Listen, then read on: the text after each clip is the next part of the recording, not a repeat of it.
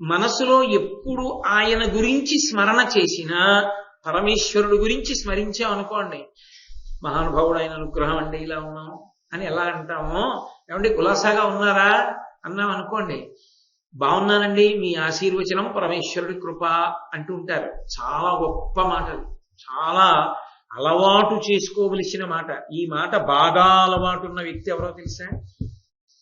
మీరు బాగున్నారా అని అడగగానే బాగున్నానండి మీ ఆశీర్వచనం స్వామి కృప అంటారు. ఎంతమంది అడగనివ్వండి ఇది ఈ రెండు మాటలే అంటారు. ఈ రెండు మాటలు అనడం అలవాటు పడిపోయిన వ్యక్తి తిరుమల తిరుపతి దేవస్థానం కార్యనిర్వహణాధికారి ఎల్వి సుబ్రహ్మణ్యం గారు. ఎవరు పలకరించనివ్వండి ఈ రెండు మాటలు అంటారు. చాలా గొప్ప సంస్కారం, వాళ్ళ తండ్రి గారు తల్లి గారి నుంచి వచ్చింది అది. అది ఏం మామూలుగా వచ్చే మాట కాదు, అంత తేలిగ్గా రాదు. వెటకారపు మాటలు అంటారు కానీ అంత వినయంతో మాట రాదు. కాబట్టి నేను నా భర్త గురించి ఆలోచిస్తే భక్తితో ఆలోచిస్తాను. ఆయన నాకు ఉద్ధారకుడు, ఆయన వలన నా జీవితం తరిస్తుంది. ఆయన నాకు ఇవ్వలేని సుఖం అన్నది లోకంలో లేదు. నేను ఏ సుఖాలు పొందినా ఆయన వలనే. ఈ భావన నాకు ఉండడం వల్ల పరమ ప్రీతి జనిస్తూ ఉంటుంది. ఆయనని ధిక్కరించాలన్న భావన నా మనసులోకి రాదు. బలహీనత ఏదైనా ఉంటే నేను గోప్యంలో ఆయనకి చెప్పవలసిందంతే. అంతేకాని దానికి నేను గుండెలు బాదుకుని ఏడవలసినటువంటి అవసరం లేదు. ఘర్షణ అని లోకంలో ఒకటి ఉంటుంది. సాన పట్టాము అంటారు. సాన పట్టినప్పుడు ఒక గరుకైనటువంటి వస్తువు మీద వేరొక నులిపోయిన వస్తువుని ఉంచితే ఘర్షణ చేత అది నులిపెక్కుతూ ఉంటుంది. అలా నీ దగ్గర ఉన్నటువంటి అద్భుతమైనటువంటి తెలివి చేత, నీ దగ్గర ఉన్నటువంటి అద్భుతమైన బుద్ధిబలం చేత వాళ్ళని ఎప్పుడు ఏ సందర్భంలో ఎలా మాట్లాడితే నీకు వశవర్తులై ఉంటారో అటువంటి మాటలే మాట్లాడుతుంటావా? ఒకవేళ నువ్వు ఏది మాట్లాడుతున్నా భర్త నాకు వశుడై ఉండాలి, నా వశం తప్పకూడదన్నది దృష్టిలో పెట్టుకుని ఇప్పుడు మాట్లాడుతుంటావా? కాబట్టి విభ్రమోల్లాస రేఖయో వెలది నీ విశేష సౌభాగ్య హేతువు శివము నాకు. ఇంత విశేషమైన సౌభాగ్యం భర్తలు 5 కూడా నిన్నలా అనువర్తించడం, ఎప్పుడూ నీ పట్ల విసుక్కోకపోవడానికి కారణం ఏమిటో నాకు చెప్పవలసింది అని అడిగింది. ఇందులో ఈ ప్రశ్న వేసేటప్పుడు పూర్తి నిజాయితీ లేదు ఆ ప్రశ్నలో. 5 భర్తలు నీకు చాలా అనుకూలంగా ఉన్నారు అంటే నీ పాతివ్రత్యమో నీ ధార్మికమైన నడవడియో అన్న మాటలు ఆవిడ వాడలేదు. ఆమె 5 వశం చేసుకోవడానికి నిషిద్ధమైనటువంటి ప్రక్రియలేవో వాడుతూ ఉంటుంది అన్నది సత్యభామాదేవికి ద్రౌపదీదేవి మీద ఉన్నటువంటి అభిప్రాయం. అందులో సందేహం ఏం లేదు. అది ఖచ్చితంగా ఒక మహాపతివ్రత అయినటువంటి ద్రౌపదీదేవిని చిన్నబుచ్చి మాట్లాడటమే, ఒక తక్కువ స్థాయి చేసి మాట్లాడింది. నువ్వు ఏం చేసి భర్తల్ని వశం చేసుకుంటావో నాకు చెప్పు అని అంటే, అక్కడతో ఊరుకోకుండా ఏనును నీ వలన నిజముగా ఇది ఎంతయును తిరిగి కమలదలాక్షుంబుని వశగతుని చేసి అనూన స్నేహానుభోగ యుక్తి దళిర్తున్. ఇవన్నీ ఎందుకు అడుగుతున్నానంటే, నీ వలన ఇందులో ఉండేటటువంటి కిటుకులు నేర్చుకుని కృష్ణ భగవానుణ్ణి నాకే వశవర్తుడయ్యేటట్టుగా చేసుకుని ఆయనతోడి సౌభాగ్యాన్ని భోగాల్ని నేనొక్కదాన్ని అనుభవించాలనుకుంటున్నాను. ఇది ఇంకో తప్పు. ఎందుకని అంటే, ఒకటి ద్రౌపదీదేవిని ఆ ప్రశ్న వెయ్యడమే దోషం. నువ్వు ఎలా భర్తల్ని అంత అనుకూలంగా ప్రవర్తించగలుగుతున్నావు, వారి హృదయంలో స్థానాన్ని ఎలా పొందగలిగావు అని అడగడంలో దోషం లేదు. కానీ ఆమె వేసిన ప్రశ్నలో ద్రౌపదీదేవి పట్ల ఒక న్యూనతాభావం కనపడుతోంది. అది ఒకటో తప్పైతే, ఆమె దగ్గర ఏదో ఉండకూడనటువంటి సిద్ధులు ఉన్నాయని, ఉండకూడని ప్రయోగాలు ఉన్నాయని, అదేదో తెలుసుకుంటే కృష్ణ భగవానుడి పట్ల తాను కూడా అలా అన్వయం చేసి ఆయన్ని తనకి వశవర్తిని చేసుకోవచ్చని, కాబట్టి మిగిలినటువంటి సమతల ఇంటికి వెళ్లకుండా కృష్ణుణ్ణి చెయ్యవచ్చని ఆమెకి ఏదో మనసులో ఒక నిశ్చితాభిప్రాయం. అందుకని ఏకాంతంలో ద్రౌపదీదేవిని ఈ ప్రశ్న వేసి, కాబట్టి నువ్వు నాకు చెప్పవలసింది, నేను కృష్ణుణ్ణి వశవర్తుణ్ణి చేసుకుంటాను. వెంటనే ద్రౌపదీదేవి జవాబు చెప్పేటప్పుడు ఆవిడ మానసిక స్థితిని చెప్పారు ఎర్రాప్రగడ. ఎందుచేత అంటే ఈ ప్రశ్న వేస్తే వెంటనే సాధుశీల మహాపతివ్రత అయిన స్త్రీ ఒక మాట అనొచ్చు, నోరు మొయ్యి పిచ్చి పిచ్చి మాటలు మాట్లాడకు అనొచ్చు. కానీ వచ్చినది కృష్ణ భగవానుని యొక్క భార్య. రెండు, ఎంత గొప్పవారైనా అటువంటి ప్రశ్న వేస్తే సహించాలనేం లేదు. కానీ అవతల వారు ఆ ప్రశ్న వేయడంలో అపరిపక్వత, ఓ పరిపక్వత లేనటువంటి స్థితిని పట్టుకుంది ద్రౌపదీదేవి. అదే ఆవిడ పరిణతి. ఈమెకి కనీసం పోనీ ఆ అడిగేదేదో చాకచక్యంగా అడగడం కూడా చేత కాలేదు. ముఖం మీదే కుండబద్దలు కొట్టినట్టు అడిగేసింది. ఎంత అమాయకురాలు! ఈమె కోరిక ఏమిటంటే కృష్ణుణ్ణి తనకి వశవర్తిని చేసుకోవాలి. నేనేదో అటువంటి ప్రయోగాలు చేస్తూ ఉంటాను, అందుకని నా దగ్గర తెలుసుకోవాలనుకుంటారు. ఈమె చాలా అమాయకురాలు, అలా మాట్లాడకూడదు. అసలు అటువంటి అభిప్రాయాలు మనసులో ఉండకూడదు ఏ భార్యకి కూడా. ఇది అసహ్యం వేయడానికి కారణం. ఇక జాలి వేయడానికి కారణం ఈమె ఎందు పరిపక్వత లేదు. అసలు నన్ను అలా అడగడం మొదటి తప్పైతే, నేనేదో చెప్తే దాన్ని కృష్ణ భగవానుడి మీద ప్రయోగిద్దాం అనుకోవడం రెండో తప్పు.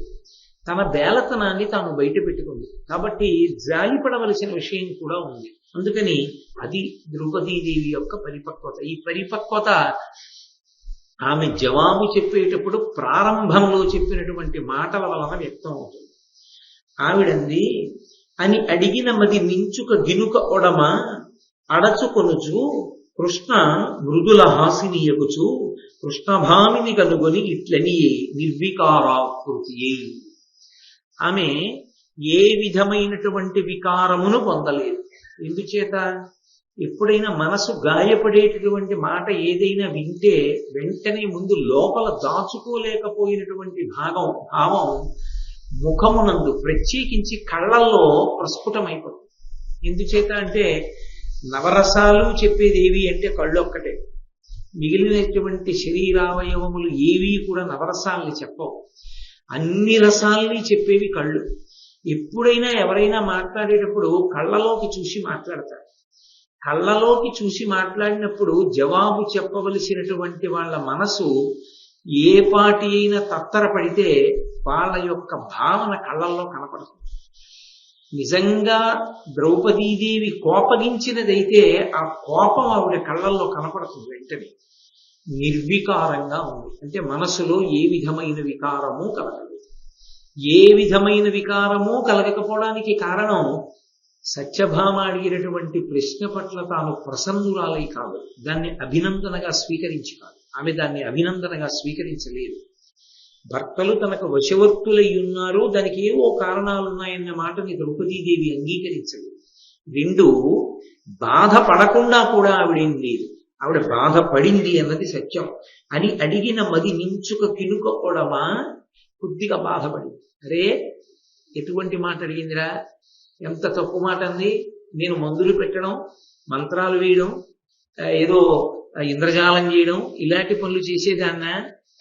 ఎంత నీచంగా నన్ను లెక్క కట్టుకుంది ఈవిడ అంటే, ద్రౌపదీదేవిని గురించి సత్యభామ ఎలా లెక్క కట్టింది అన్నది ఆ పద్యంలో తెలిసిపోతుందిగా. అలా లెక్క పెట్టినప్పుడు అటువంటి దానను నేను కాననన్న ద్రౌపదీదేవి మనసులో బాధ పొందితే బాధ వికారముగా ముఖమునందు వ్యక్తమవుతుంది.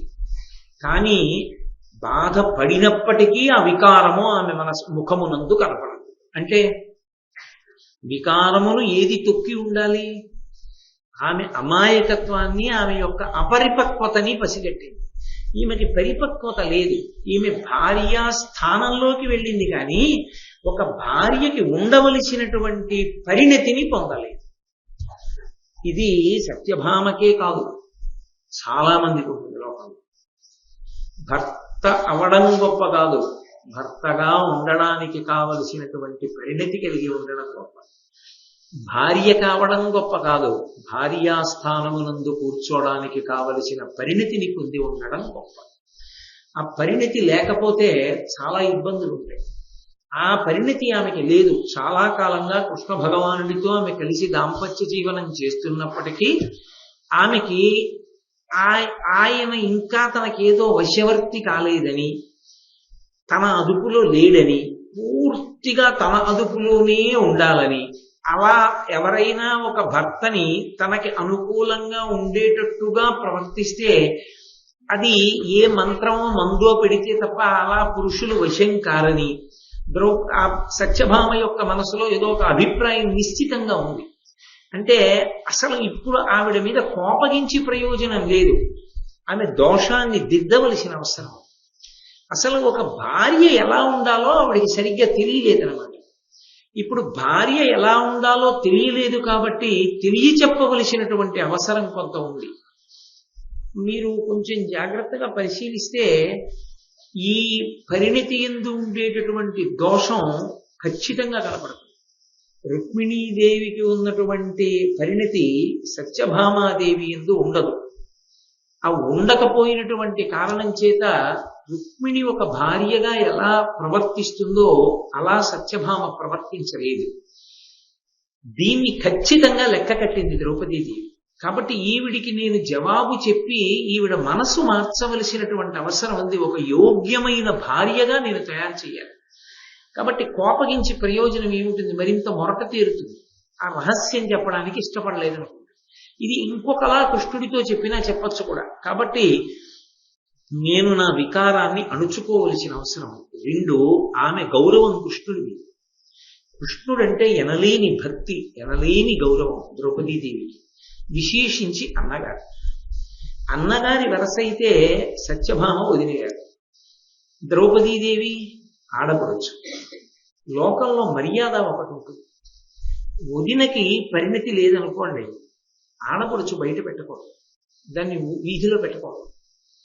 వదినకి తగినంత పరిణతి లేదు అని తెలుసుకుంటే ఆడపడుచు చాలా గుంభనంగా అన్నగారికి తగిన భార్యని తయారయ్యేటట్టుగా మాట్లాడగలగాలి. అది అక్కడ ఉండేటటువంటి పరిపక్వత, పరిణతి. అంతేగాని మా వదినకి అది తెలియదండి, మా వదినకి ఇది తెలియదండి, మా వదిన ఇలా మాట్లాడిందని మాట్లాడితే ఇప్పుడు ఆడపడుచుకి అన్నగారి మీద ప్రేమలో దోషం వస్తుంది. అన్న ప్రేమని కదా కోరుకుంటుంది చెల్లి. తోడబుట్టినది అంటే ఎప్పుడూ తోడబుట్టినటువంటి వాడి యొక్క జీవితంలో సుఖాన్ని కోరుకుంటుంది. మా అన్నయ్య సంతోషంగా ఉండాలి, మా అన్నయ్య సుఖంగా ఉండాలని కోరుకుంటుంది. మా అన్నయ్య సంతోషం, మా అన్నయ్య సుఖం దేని మీద ఆధారపడి ఉంటుంది? మా వదిన యొక్క పరిణతి మీద ఆధారపడి ఉంటుంది. మా వదిన ఎంత బాగా ఆయన్ని అనువర్తిస్తుందో అంతగా ఆయన సుఖపడతాడు మా అన్నగారు. ఇప్పుడు సత్యభామ ఇలా ఉంది అంటే మా అన్నయ్య కష్టపడుతూ ఉండాలి ఈవిడ వలన. కాబట్టి ఇప్పుడు నేను కూడా కోప్పడితే మా అన్నయ్యకి జరిగే ఉపకారం ఏంటి? కాబట్టి నేను కేవలం కోప్పడి ప్రయోజనం లేదు, నేను ఆమెకి తగిన బోధ చేయవలసిన అవసరం. అది నిజంగా చాలా గొప్ప విషయం. ఒక్కొక్క వ్యక్తి అవతల వారి యొక్క పరిణతిని, స్థాయిని కనిపెట్టి తాను ఎంతవరకు మాట్లాడవలసి ఉంటుంది, తన కర్తవ్యం ఏమిటి అని తెలుసుకున్నప్పుడు తద్విరుద్ధంగా కేవలం తనకేదో అవమానం జరిగింది అని కాకుండా తాను ఎవరి కొరకు, ఎవరి సుఖం కొరకు ఆలోచించాలో ఆ సుఖం కొరకు ఆలోచించి ఆ వికారాన్ని మనసులో తొక్కిపట్టి ఆమె అనునయంగా సత్యభామతో మాట్లాడుతోంది అంటే నిజంగా ద్రౌపదీదేవి యొక్క శీల వైభవం ఎంత గొప్పదో, ఆమె తోబుట్టువుల్ని ఎంత మర్యాద చేస్తుందో, వదిన పట్ల ఎంత గౌరవం కలిగినటువంటి తల్లి ఆమె. వదిన అడిగింది కాబట్టి తొందరపడి మాట్లాడకూడదు అని ఎంత నిదానంగా ఆమె ఆ విషయాన్ని స్వీకరిస్తోందో మనకి ఆ ద్రౌపదీదేవి యొక్క శీల వైభవం అంతా కూడా మొట్టమొదటి ఆమె మానసిక స్థితి ఏమీ మాట్లాడకపోయినా ఆమె మాట్లాడడానికి ఉద్యుక్తురాలవుతున్నప్పుడు ఆమె యొక్క స్థితిని వర్ణించినటువంటి ఎర్రాప్రగడ గారి పద్యంలో అసలు ఆ ద్రౌపదీదేవి యొక్క గొప్పతనం ఎంతటిదో మనకు అర్థమవుతుంది. కాబట్టి ఆవిడంది, నను ఇట్లు దుష్టవనితా జనము నటులుగా తలంపచనునే నీకు మనసొప్పదు పురుషోత్తము వనితవుగా తగవు నీవు వనరుహనయన. వెంటనే ద్రౌపదీదేవి అంది, నన్ను దుష్టమైనటువంటి స్వభావము కలిగినటువంటి వనితల యొక్క గాట కట్టావు. నీచమైనటువంటి స్వభావం ఉండేటటువంటి స్త్రీలు ఎలా ప్రవర్తిస్తూ ఉంటారో అటువంటి వారి స్వభావాన్ని నా యందు ఆరోపించావు, ఆరోపించి మాట్లాడావు. ఇది తగదు, అలా మాట్లాడకూడదు, నేనటువంటి నీచమైన స్వభావం ఉన్నదానను కాను. వనితముగా తగవు నీవు వనరుహనయన. ఎవరికి? పురుషోత్తము వనితముగా. పురుషోత్తముడు మా అన్నయ్య కృష్ణ భగవానుడు. ఆయన చాలా విశాల హృదయుడు, పరిపూర్ణమైనటువంటి వ్యక్తిత్వం ఉన్నవాడు. అటువంటి వాడి కీర్తిని నిలబెట్టవలసిన అవసరం భార్యగా నీకు ఉంటుంది. నువ్వు వేసిన ప్రశ్న బట్టి నాకు ఒకటి అర్థమవుతోంది. అసలు మా అన్నయ్యకి భార్యగా నువ్వు తగినదావు కావు. అది ఆ సత్యభామ ఆ ద్రౌపదీదేవి యొక్క లెక్క అంటే అలా ఒక్క మాటతో ఎక్కడికొచ్చి నిలబడాలో అక్కడ నిలబడాలి. ఇప్పుడు సత్యభామ అతిశయానికి పోవడానికి మాట్లాడుతున్నది రుక్మిణీదేవితో కాదు, ఎవరితో మాట్లాడుతోందో ఎలా మాట్లాడాలో తెలుసుకుని మాట్లాడాలి. ఇప్పుడు అసలు నువ్వు మా అన్నయ్యకి తగిన ఇల్లాలివే కాదు. నీకు అసలు ఎవరితో ఎలా మాట్లాడాలో తెలియదు. నా యందు చాలా నీచమైన స్వభావాన్ని ఆరోపించావు. అలా ప్రవర్తించకూడదు. అంటే అసలు నీకు ముందు అవతల వాళ్ళని ప్రశ్న వెయ్యడమే చేతనం. కాబట్టి నువ్వు జాగ్రత్తగా వినవలసి. అంటే ఇప్పుడు ఆమె ఏ స్థాయికి వచ్చి వినాలంటే, నేను ఒక పెద్ద డాక్టరేట్ అనుకున్నటువంటి సత్యభామ నేను ఎల్కేజీ కూడా సరిపోను అని తెలుసుకోవాలి. తెలుసుకుని వినవలసి ఉంటుంది. అసలు భార్యా స్థానంలో ఉన్నాను, కానీ భార్యా స్థానంలో ఉండడానికి కావలసినవి ఏమిటి అన్నది నాకేం తెలియదు అనమాట. కాబట్టి అసలు నేను ఇప్పుడు ఆ స్థానం యొక్క విలువేమిటి, ఆ గౌరవం ఏమిటి, దానికి ఉండవలసిన అర్హతలు ఏమిటి, నాకున్నవేమిటి బేరీజు వేసుకుని కనీస అర్హతలను నేను సంపాదించుకోవలసి ఉంటుంది. కాబట్టి ద్రౌపదీదేవింది అలయక మంత్ర తంత్ర వివిధౌషధ భంగుల చేసి ఎంతయున్ వలతొరు నాదులంట మగువా కడు బెలతనంబు దానమున్ కలిగిన ప్రేమయున్ బొలియుగాని ఒకండును సిద్ధి పొందదు అప్పలుతకతోడి మంకి అహిపొత్తుగా చూచు విభుండిరింగిన. నువ్వు నన్ను కొన్ని ప్రశ్నలు వేసావు. మంత్రాలు వేస్తావా, మందు పెడతావా, ఇంద్రజాలం చేస్తావా, భూషణాలు వాళ్ళకి ఇష్టమైనవి ధరిస్తావా, వాళ్ళకి ఇష్టం వచ్చిన చీరలు కట్టుకుంటావా, వాళ్ళని వశవర్తులయ్యేటట్టుగా నువ్వు ఎప్పుడూ ఆలోచన చేస్తుంటావా అని అడిగావు. నేను మంత్రము, తంత్రము, ఔషధ ప్రయోగము ఇటువంటివి చేసి భర్తని వశం చేసుకునేదాన్ని కాను. భర్త వలన పొందవలసినది ప్రేమ. ప్రేమని పొందడానికి ఔషధాలు లేవు. ఇది ఆవిడ వేసిన ప్రశ్నలో దోషం ఎక్కడుందో బయటపెట్టి. అసలు నిజంగా ఈ పద్యానికి బంగారు అక్షరాలతో దీన్ని తయారు చేయించి ఒక పూలదండ వెయ్యాలి. దాంపత్య జీవనం గురించి అంత అద్భుతమైన ప్రతిపాదన చేసింది ద్రౌపదీదేవి. దాంపత్యం అనగా ప్రేమ. ప్రేమ అన్న మాటకు అర్థం ఏంటంటే, అవతల వారిలో ఉన్నటువంటి బలహీనతలు బాగా తెలిసి కూడా తనకున్నటువంటి బలము చేత ఆ బలహీనత వలన ఆ పక్కవారు ఇబ్బంది పడకుండా కమ్ముకుని రావడం. భర్త యందు ఒక చిన్న బలహీనత ఉందనుకోండి, అది బయట పడకుండా భార్య కమ్ముకుంటుంది. భార్య యందు ఒక చిన్న బలహీనత ఉందనుకోండి, బయట పడకుండా భర్త కాసుకుంటాడు. అలా చూసుకునేటటువంటి వాళ్ళై ఉండడానికి కారణం ప్రేమ కలిగి ఉండడం. ప్రేమ యందు ప్రతిఫలాపేక్ష ఉండదు. అటువంటి ప్రేమ దంపతుల మధ్య ఉండాలి. ఈ ప్రేమ వలన ఏమొస్తుంది అంటే త్యాగ భావన ఉద్భవిస్తుంది. త్యాగం ఎంత త్యాగమైనా చేసేస్తారు. ఎంత త్యాగం వరకు వెళ్ళిపోతారంటే, తనకి ఇష్టమైన ఏదైనా సరే కనీసం నోరు విప్పి అడగడం కూడా ఉండదు. ఎందుకుండదు అంటే భర్త యొక్క శక్తి సామర్థ్యములను దృష్టిలో పెట్టుకుని అడగరు. 2, ఆయన ఏదైనా కష్టంలో ఉంటే తాను మాట్లాడిన మాట వల్ల ఆయన కష్టం వలన పొందిన బాధకి ఇంకా ఎక్కువ బాధ కలుస్తుందనుకుంటే అసలు ఆ మాట కూడా అడగరు. నిశ్శబ్దంగా అలా ఉండిపోతుంది అంతే. అది ప్రేమ చేత మాత్రమే సంభవం అవుతుంది తప్ప ప్రేమ లేకుండా అసలు దాంపత్యం అనేటటువంటి దానికి అర్థమే లేదు. ప్రేమ అన్న మాటకు అర్థం ఏంటంటే ఎప్పుడూ అవతల వారి యొక్క సంతోషాన్ని కోరుకోవడం. అవతల వారి సంతోషాన్ని కోరుకోవడానికి, అవతల వారు నా మాట వినేటట్టుగా ఉండాలనుకోవడానికి ఎంత తేడా ఉంటుంది. ఓ గుర్రాన్ని లొంగ తీసుకోవడం ఎటువంటిదో, ఒక ఏనుగుని లొంగ తీసుకోవడం ఎటువంటిదో, ఓ పెద్ద పులిని లొంగ తీసుకోవడం ఎటువంటిదో, అవతల వ్యక్తి లొంగడనుకున్నప్పుడు అవతల వాడిని ఏదో రకంగా ఏదో మాయ చేసి వశం చేసుకుని తనకి వశవర్తిని చేసుకోవడం ఎటువంటిదో, అలా దాంపత్యంలో కూడా ఏ కారణాన్ని అడ్డు పెట్టైనా భార్యని భర్త, భర్తని భార్య వశం చేసుకునే ప్రయత్నం చేస్తే అసలు అది దాంపత్యము అని అనడానికి అవకాశం లేదు. దాంపత్యమునందు ప్రేమ ఒక్కటే అవసరం, కేవలము ప్రేమ. ఎందుచేత ప్రేమ అవసరం అవుతుంది? దాన్ని ద్రౌపదీదేవి ఎదర వివరణ చేస్తుంది, ఎందుకు అవసరం అవుతుందో చెప్తుంది. కాబట్టి అసలు ప్రేమ కలగాలి అంటే యువతల వాళ్ళు ప్రేమగా ప్రవర్తించడం ప్రారంభం కావాలి. ఎందుకు ప్రేమ ప్రారంభం అవుతుంది? అలా ప్రేమగా ఉండడం అన్నది ఎందుకు ప్రారంభం అవుతుంది అంటే అది ధర్మము కనుక. మీరు నా జవాబుని జాగ్రత్తగా పట్టుకున్నారో లేదో.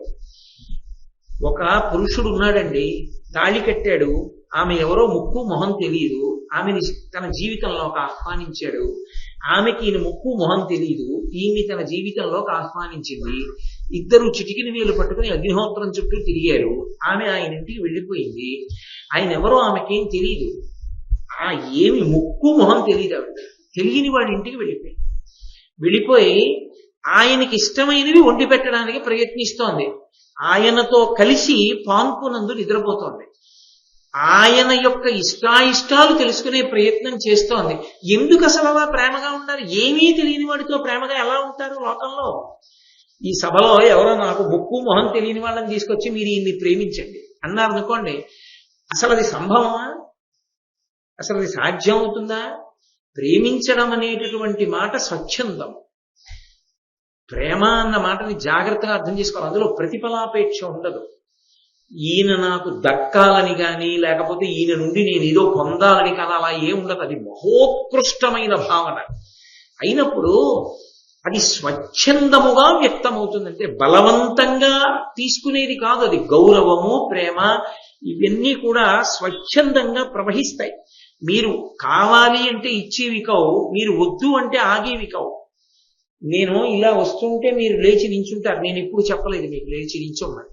మీరు నా మీద గౌరవం ఉంది కాబట్టి లేచి నించుంటారు. నేను అలా వెడుతుంటే కొంతమంది నమస్కారం పెడతారు. వాళ్ళకి ఏదో నా మీద గౌరవం ఉంది కాబట్టి నమస్కారం చేస్తారు. వాళ్ళు ఎవరో ఎందుకు నమస్కారం చేస్తున్నారో కూడా నాకు తెలియదు. ఎవరు నాకు అసలు తెలియని వాళ్ళు నమస్కారం చేస్తారు. నేను ఒక ప్రతి నమస్కారం చేసి విడిచిపెట్టేస్తాను. వారికి నా మీద గౌరవం ఉందన్నమాట. నేను బలవంతంగా నమస్కారం చేయమని ఎలా కోరుకుంటాను? నా మీద గౌరవం ఉంటే కదా నమస్కారం. గౌరవం అన్నది ఎప్పుడు ఏర్పడుతుంది? నా గురించి తెలిసి ఆయన గౌరవించదగిన గుణములున్నవాడు అని మీకు అభిప్రాయం ఏర్పడితే నమస్కారం చేస్తారు. అది స్వచ్ఛందంగా రావాలి. నేను బలవంతంగా మీరు నమస్కారం చెయ్యవలసిందే అన్నారు అనుకోండి, నేను చెయ్యను అని అవతలవాడు అనడానికి హక్కు ఉంటుందా ఉండదా? ఉంటుంది. అయినప్పుడు దాంపత్యంలో కూడా ఇలా తాళి కట్టగానే ఎలా యువతల వారు అవతల వారిని ప్రేమించడానికి కారణం ఉంటుంది? ధర్మము కనుక. అది సనాతన ధర్మంలో దేనికైనా జవాబు ఎక్కడుంటుందంటే ధర్మమునంది. అది ప్రధాన ధర్మము. ఆశ్రమము మారేవు. నువ్వు బ్రహ్మచర్యము నుండి గృహస్థాశ్రమంలోకి వెళ్ళావు. వెళ్ళినప్పుడు ఇప్పుడు నీ పుణ్యాలకన్నిటికీ ఆయన ఆధారం, నీ పుణ్యాలకన్నిటికీ ఆమె ఆధారం. నేను జీవితంలో తరించడానికి నా పత్నియే ఆధారం. ఇప్పుడు నేను ఇక్కడికి వచ్చి ఉపన్యాసం చెప్తున్నానంటే ఇంటి పట్టున తనుండి ఒక ప్రధాన కర్తవ్యాన్ని తను నిర్వర్తిస్తోంది. తను ఒక ప్రధానమైన కర్తవ్యాన్ని చూస్తోంది కాబట్టి నేను ఇక్కడికి వచ్చి చెప్పగలుగుతున్నాను. అలాగే నన్ను కట్టుకుంది కాబట్టి నేను పూజ చేస్తే అందులో సగభాగం తనకి పెడుతోంది.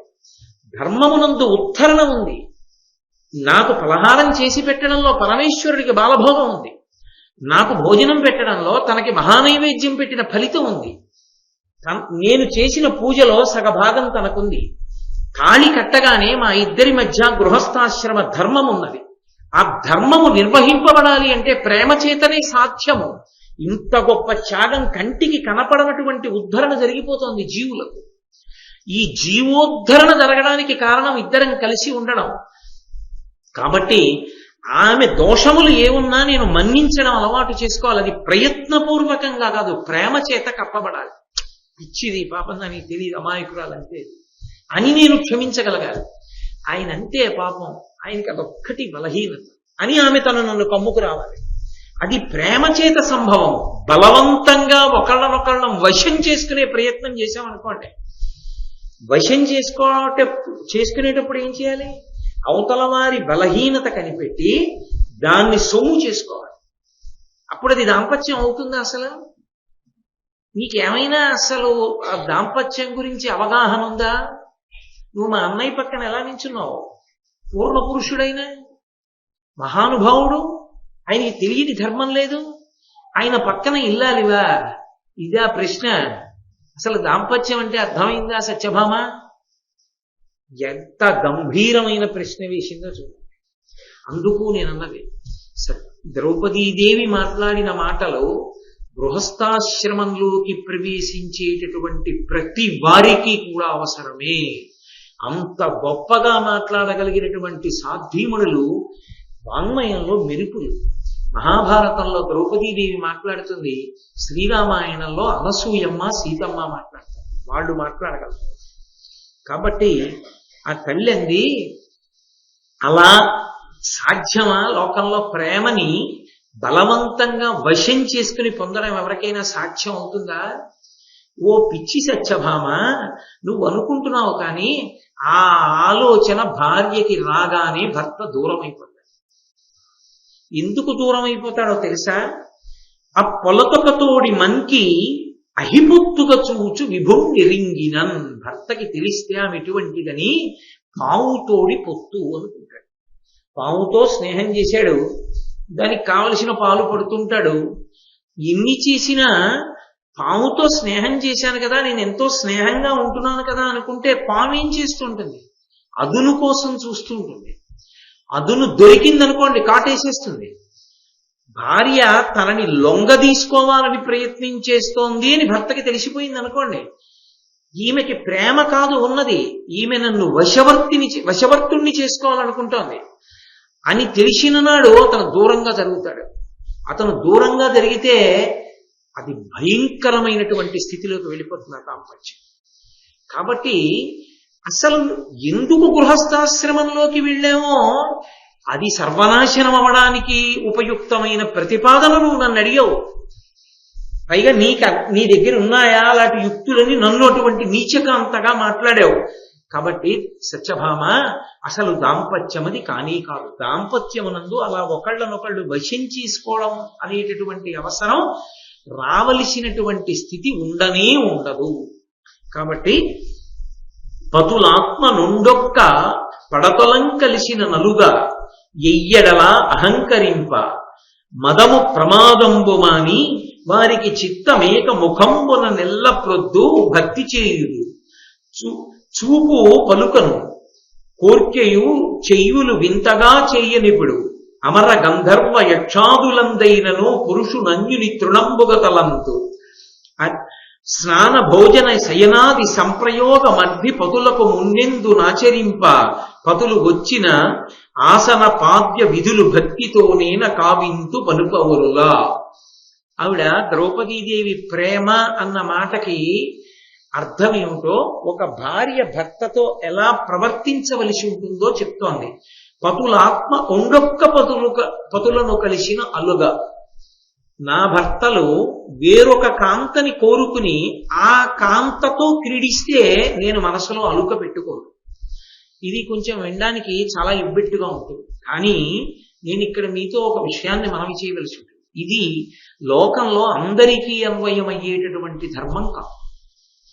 దీన్ని అందరూ స్వీకరించాలి అని నేను ప్రతిపాదన చెయ్యను. ఎందుకంటే క్షత్రియుల యందు దక్షిణ నాయకత్వము అని ఒక మాట ఉంటుంది. ఆ దక్షిణ నాయకత్వం ఉన్నటువంటి కుటుంబాల యందు మాత్రమే ఈ ఆచారం ఉంటుంది. దక్షిణ నాయకత్వం అన్న మాటకు అర్థం ఏంటంటే, ఒకరికన్నా ఎక్కువ మంది భార్యలను స్వీకరించేటటువంటి క్షత్రియ కుటుంబాలు ఉంటాయి వంశంలో పరంపరాగతంగా. అది పూర్వం రాచరికం చేసినటువంటి రాజులకు ఉండేది అలవాటు. మళ్ళీ అటువంటి కుటుంబాల్లో పుట్టినప్పటికీ నేను ఏకపత్ని వ్రతుడిగా ఉంటానని ప్రతిజ్ఞ చేసి బ్రతికిన వాళ్ళు ఉన్నారు. ఇక్ష్వాకు వంశంలో చాలా మంది దక్షిణ నాయకత్వం, ఒకరికన్నా ఎక్కువ మంది భార్యలు ఉన్నారు. దశరథ మహారాజు గారికి 365 మంది భార్యలు. రామచంద్రమూర్తిని ఎంతో మంది వలచి వచ్చారు. పుంసామోహన రూపాయ పుణ్యశ్లోకాయ మంగళం. ఆయన ఎంతగాడంటే ఆయన పురుషులు మోహించారు. అయినా ఆయన ఏకపత్ని వ్రతుడు. నేను ఒక్క పత్నికే కట్టుబడతానని చెప్పాడు. అలా కట్టుబడ్డాడు జీవితాంతం. అది ఇప్పుడు ఉన్న ఆచారం కాదు, అది ఒకప్పటి ఆచారం. కాబట్టి అప్పుడు ద్రౌపదీదేవికి అది ధర్మమైంది. ఆమె దక్షిణ నాయకత్వం ఉన్నటువంటి పతులు ఆమె పతులు. అందుకే ధర్మరాజు గారికి వేరు భార్యలు ఉన్నారు, భీమసేనుడికి ఉన్నారు, హిడింబ ఉంది కదా ఘటోత్కచుడు పుట్టల, అర్జునుడికి సుభద్ర ఉంది అభిమన్యుడు పుట్టల, నకుల సహదేవులకి వేరు భార్యలు ఉన్నారు. కానీ ధర్మపత్ని మాత్రం ద్రౌపదీదేవి. కాబట్టి దక్షిణ నాయకత్వం ఉన్నటువంటి క్షత్రియ కుటుంబానికి మెట్టిన దానిలో కనుక, అది వాళ్ళకి అధికారముగా వచ్చినది కనుక, వాళ్ళు ఇతర కాంతలతో కలిసినా నా మనసు ఎందు కుందనం, వాళ్ళు ధర్మం తప్పలేదు. ఇది ఇప్పుడు ఈ ధర్మం లోకంలో అన్వయంలో లేదు అనే చెప్పవలసి ఉంటుంది. కాబట్టి ఇది అందరికీ అన్వయం అయ్యేది కాదు. ఇలా ఉండమని ఏ భార్యని ఏ భర్త అడగడానికి అవకాశము లేదు. కాబట్టి పతులాత్మ నొండొక్క పతులం కలసిన అలుగా ఎయ్యడల అహంకరింప. ఏదైనా ఒక విషయాన్ని భర్తతో మాట్లాడేటప్పుడు భర్తని గురువుగా భావన చేస్తాను. ఎందుకంటే లోకంలో ఒక సంప్రదాయం ఉంది, యోమే భర్త సమే గురువు. భర్తని స్వీకరించడము అంటే గృహస్థాశ్రమ ప్రవేశం చేసినప్పుడు భర్త ఎవరు అంటే భర్త గురువు. భర్త ఉపదేశం తీసుకుంటే భార్యకి ఆయన చేసి ఇచ్చి, ఇంకా గురువు గారు ఉపదేశం చేయక్కర్లేదు. అసలు అది యథార్థంగా చెప్పాలి అంటే దంపతుల్లో ఎవరికైనా ఉపదేశం చేయవలసి వస్తే భార్యకి గురువు గారు ఉపదేశం చెయ్యక్కర్లేదు, భర్తకు ఒక్కడికే చేస్తారు. భర్తకి ఉపదేశం చేస్తే భర్త కొంతకాలం అనుష్ఠానం చేసి ఆ మంత్రాన్ని భార్యకి ఇవ్వాలి తప్ప భర్తకి భార్యకి కూడా గురువు గారు ఇవ్వకూడదు. ఎందుకు ఇవ్వకూడదంటే సహజ న్యాయం ఏమిటంటే భర్తయే గురువు. గురువు అన్న మాటకు అర్థం ఏమిటంటే పెద్దవాడు అని. అన్నిటా పెద్దవాడు. అన్నిటా పెద్దరికం దేంట్లో ఉంటుంది అంటే వయసునందు కూడా పెద్దవాడు అయి ఉండాలి.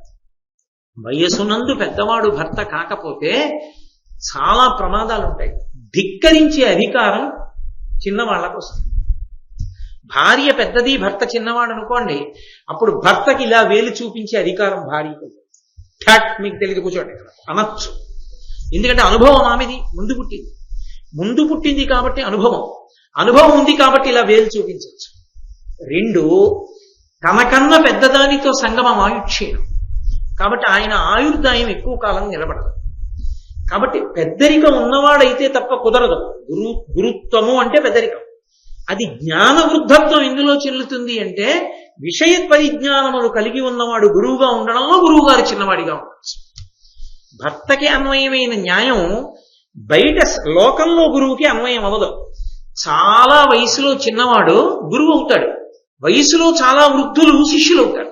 అందుకే దక్షిణామూర్తి విషయంలో చిత్రం వటతరోర్మూలే వృద్ధా శిష్యా గురుర్యువా గురోస్తు మౌనం వ్యాఖ్యానం శిష్యాస్తు చిన్న సంశయ. గురువు గారు చిన్నవాడు దక్షిణామూర్తి, సనక సనందనాదులు పెద్దవాళ్ళు వృద్ధులు.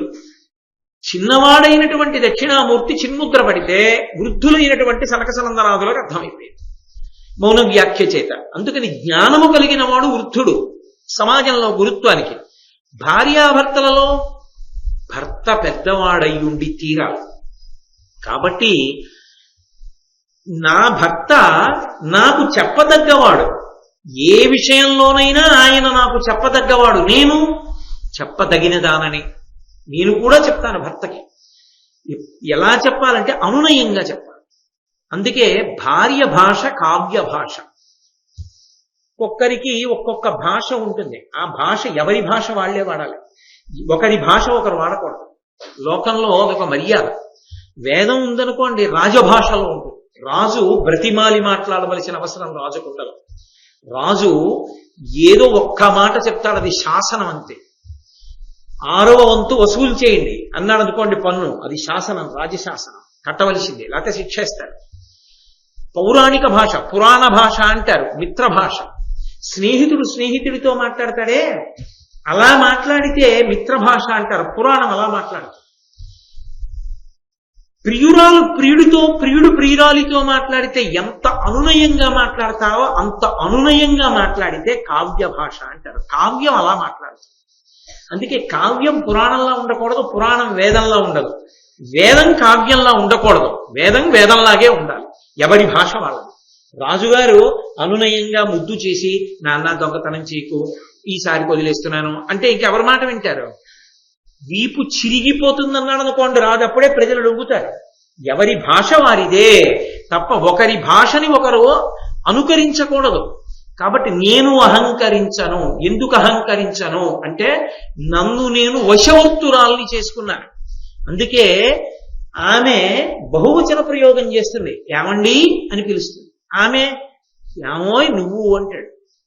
ఎందుచేత అంటే అలా పిలవడం ఈమెకి ఆయుర్దాయకారకం. ఈమె 10 కాలాలు బ్రతకాలని కోరుకుంటే నువ్వు అనాలి. అందుకే శిష్యుణ్ణి మీరు అనకూడదు. యథార్థానికి శిష్యుణ్ణి నువ్వనే పిలవాలి. గురువుగారు నువ్వని ఎందుకు పిలుస్తారంటే అది ఆయుర్దాయకారకం శిష్యుడికి. గురువుగారు గౌరవించారనుకోండి, ఏమండి మీరు అన్నారనుకోండి, అప్పుడు గురువుగారు గౌరవించవలసినంత అవసరం శిష్యుడికి ఎందుకు వస్తుంది? కొడుకు లాంటి వాడు నువ్వనే పిలవాలి. గురువుగారు ఏకవచన ప్రయోగం చేసి పిలవాలి. ఒరే ఇలారా నువ్వో అనాలి. అలా అన్న కొద్దీ ఆయుర్దాయం, అలా అన్న కొద్దీ అదృష్టం, అది భాగ్య విశేషం గురువుగారు పిలిస్తే. కాబట్టి అలా గురువుగారు అన్నారు కదా అని శిష్యుడు అనకూడదు. శిష్యుడు గురువుగారు మీరనే అంటాడు. అది శిష్యుడికి ఉత్థానం. గురువుగారు నువ్వన్నా శిష్యుడికే ప్రయోజనం, శిష్యుడు గురువుగారిని మీరన్నా శిష్యుడికే ప్రయోజనం. అందుకే మాంగల్యం కట్టేటప్పుడే ఓ మాట అంటాడు, అది ప్రీతి అన్న మాటకు అర్థం. అది సనాతన ధర్మం యొక్క గొప్పతనం. మాంగల్యం తంతునానేన మమ జీవన హేతున కంటే బధ్నామి శుభగే త్వం జీవ శరదాంశతం. నువ్వు 100 బ్రతికుందంటే, నువ్వు 100 బ్రతికుండు అన్నప్పుడు చిన్నది ఆశీర్వచనం చేశాడు. పెద్దదైతే ఆ మాట ఎలా అంటాడు? ఎలా కుదురుతుంది? అందుకే సనాతన ధర్మంలో ఏదైనా పెట్టారు అంటే దాని వెనక ఒక అందం ఉంటుంది, దానికి ఒక సిద్ధాంతం ఉంటుంది. అంతేగాని ఏమీ లేకుండా ఏదో వాళ్ళు మాట చెప్పాలి కాబట్టి భార్య చిన్నదై ఉండాలి, భర్త పెద్దవాడై ఉండాలని చెప్పలేదు. వాళ్ళు చెప్పారంటే తరించాలి కాబట్టి చెప్పారు. ధర్మాన్ని దృష్టిలో పెట్టుకుని మాట్లాడారు. కాబట్టి నేను ఎందుకు అహంకరించను అంటే ఆయన నాకు ఉద్ధారకుడు కనుక. అది ప్రధాన ధర్మం. భర్తని నువ్వు అన్నారనుకోండి, పరమేశ్వరుణ్ణి నింద చేసిన పాపం పడిపోతుంది. ఇప్పుడు తను ఉద్ధరింపబడిందా పాడైపోయిందా? ఆయనకి తెలియనిది నాకు తెలిసిన్నది ఉండొచ్చు, అనునయంగా చెప్తారు. మీరు అన్నారు మంచిదే, మీకు తెలియదని కాదు, మీకు తెలుసు. అయినా నేను కూడా ఒక్క మాట చెప్తాను వినండి. గతంలో ఇలా చేస్తే కొన్ని ఇబ్బందులు వచ్చాయి, అందుకని అలా చేయకుండా ఇలా చేస్తే ఎలా ఉంటుందంటారు ఒకసారి ఆలోచించండి. అంటే కరణేషు మంత్రి, ఒక్కొక్కసారి ఆమె ఆలోచన బాగుండొచ్చు. బాగుందో, మంచి మాట చెప్పావు, అలా చేద్దాం, ఆదరిస్తాడు భర్త. ఎందుకని? ఒక్కొక్కసారి శిష్యుడు చాలా గొప్పగా మాట్లాడచ్చు, తప్పకుండా అలా చేద్దామా అని గురువుగారు అనొచ్చు అప్పుడు ఓ కార్యాన్ని నిర్వహించేటప్పుడు. కాబట్టి అహంకారంతో మాట్లాడను, మా ఆయనకి ఏం తెలుసు అన్న భావనతో నేను ఎప్పుడు ఉండను. మా ఆయనకి ఏది తెలియదని ఉంటాను. అది ఆయనని గౌరవించడం కాదు, తనను ఉద్ధరించుకోవడం భార్య. చాలా మంది ఉద్దేశం ఏంటంటే ఏదో ఆడవాళ్ళని తొక్కేశారండి. తొక్కేయలేదు, ఎత్తేశారు. వాళ్ళు బాగా పైకెక్కాలని, పరమేశ్వరుణ్ణి చేరాలని వ్యవస్థని బాగా కట్టుదిట్టం చేశారు. అంతేగాని ఎవరినో పాడు చేయడానికి వ్యాసుడు ఎందుకండి? పాడు చేయడానికి వ్యాసుడక్కర్లేదు, వీధిలో మైకులట్టుకు మాట్లాడేవాళ్ళు చాలు. వ్యాసుడు ఏదైనా మాట్లాడితే ఉద్ధరించడానికి మాట్లాడతాడు. అర్థం కాక పాడు చేసేవాళ్ళు మైకులు ఎట్టుకుని అక్కర్లేని ప్రసంగాలు చేస్తారు. కాబట్టి ఆయన మాట్లాడితే ధర్మమే మాట్లాడతాడు. కాబట్టి ఎయ్యడలను అహంకరింప మదము ప్రమాదంబు మాని, నేను పొరపాటున కూడా నా బుద్ధి వైక్లభ్యాన్ని పొంది ఆయన మనసు గాయపడేటట్టుగా నేను ప్రవర్తించాను. వారి చిత్తమేక ముఖంబుగా ఎల్లప్రొద్దు భక్తి చేయుదు. మనసులో ఎప్పుడు ఆయన గురించి స్మరణ చేసినా, పరమేశ్వరుడు గురించి స్మరించామనుకోండి, మహానుభావుడు ఆయన అనుగ్రహం అండి ఇలా ఉన్నాం అని ఎలా అంటామో, ఏమండి కులాసాగా ఉన్నారా అన్నాం అనుకోండి, బాగున్నానండి మీ ఆశీర్వచనం పరమేశ్వరుడి కృప అంటూ ఉంటారు. చాలా గొప్ప మాటలు, చాలా అలవాటు చేసుకోవలసిన మాట. ఈ మాట బాగా అలవాటు ఉన్న వ్యక్తి ఎవరో తెలుసా? మీరు బాగున్నారా అని అడగగానే బాగున్నానండి, మీ ఆశీర్వచనం స్వామి కృప అంటారు. ఎంతమంది అడగనివ్వండి, ఇది ఈ 2 మాటలే అంటారు. ఈ 2 మాటలు అనడం అలవాటు పడిపోయిన వ్యక్తి తిరుమల తిరుపతి దేవస్థానం కార్యనిర్వహణాధికారి ఎల్వి సుబ్రహ్మణ్యం గారు. ఎవరు పలకరించనివ్వండి ఈ 2 మాటలు అంటారు. చాలా గొప్ప సంస్కారం, వాళ్ళ తండ్రి గారు తల్లి గారి నుంచి వచ్చింది అది. అది ఏం మామూలుగా వచ్చే మాట కాదు, అంత తేలిగ్గా రాదు. వెటకారపు మాటలు అంటారు కానీ అంత వినయంతో మాట రాదు. కాబట్టి నేను నా భర్త గురించి ఆలోచిస్తే భక్తితో ఆలోచిస్తాను. ఆయన నాకు ఉద్ధారకుడు, ఆయన వలన నా జీవితం తరిస్తుంది. ఆయన నాకు ఇవ్వలేని సుఖం అన్నది లోకంలో లేదు. నేను ఏ సుఖాలు పొందినా ఆయన వలనే. ఈ భావన నాకు ఉండడం వల్ల పరమ ప్రీతి జనిస్తూ ఉంటుంది. ఆయనని ధిక్కరించాలన్న భావన నా మనసులోకి రాదు. బలహీనత ఏదైనా ఉంటే నేను గోప్యంలో ఆయనకి చెప్పవలసిందంతే.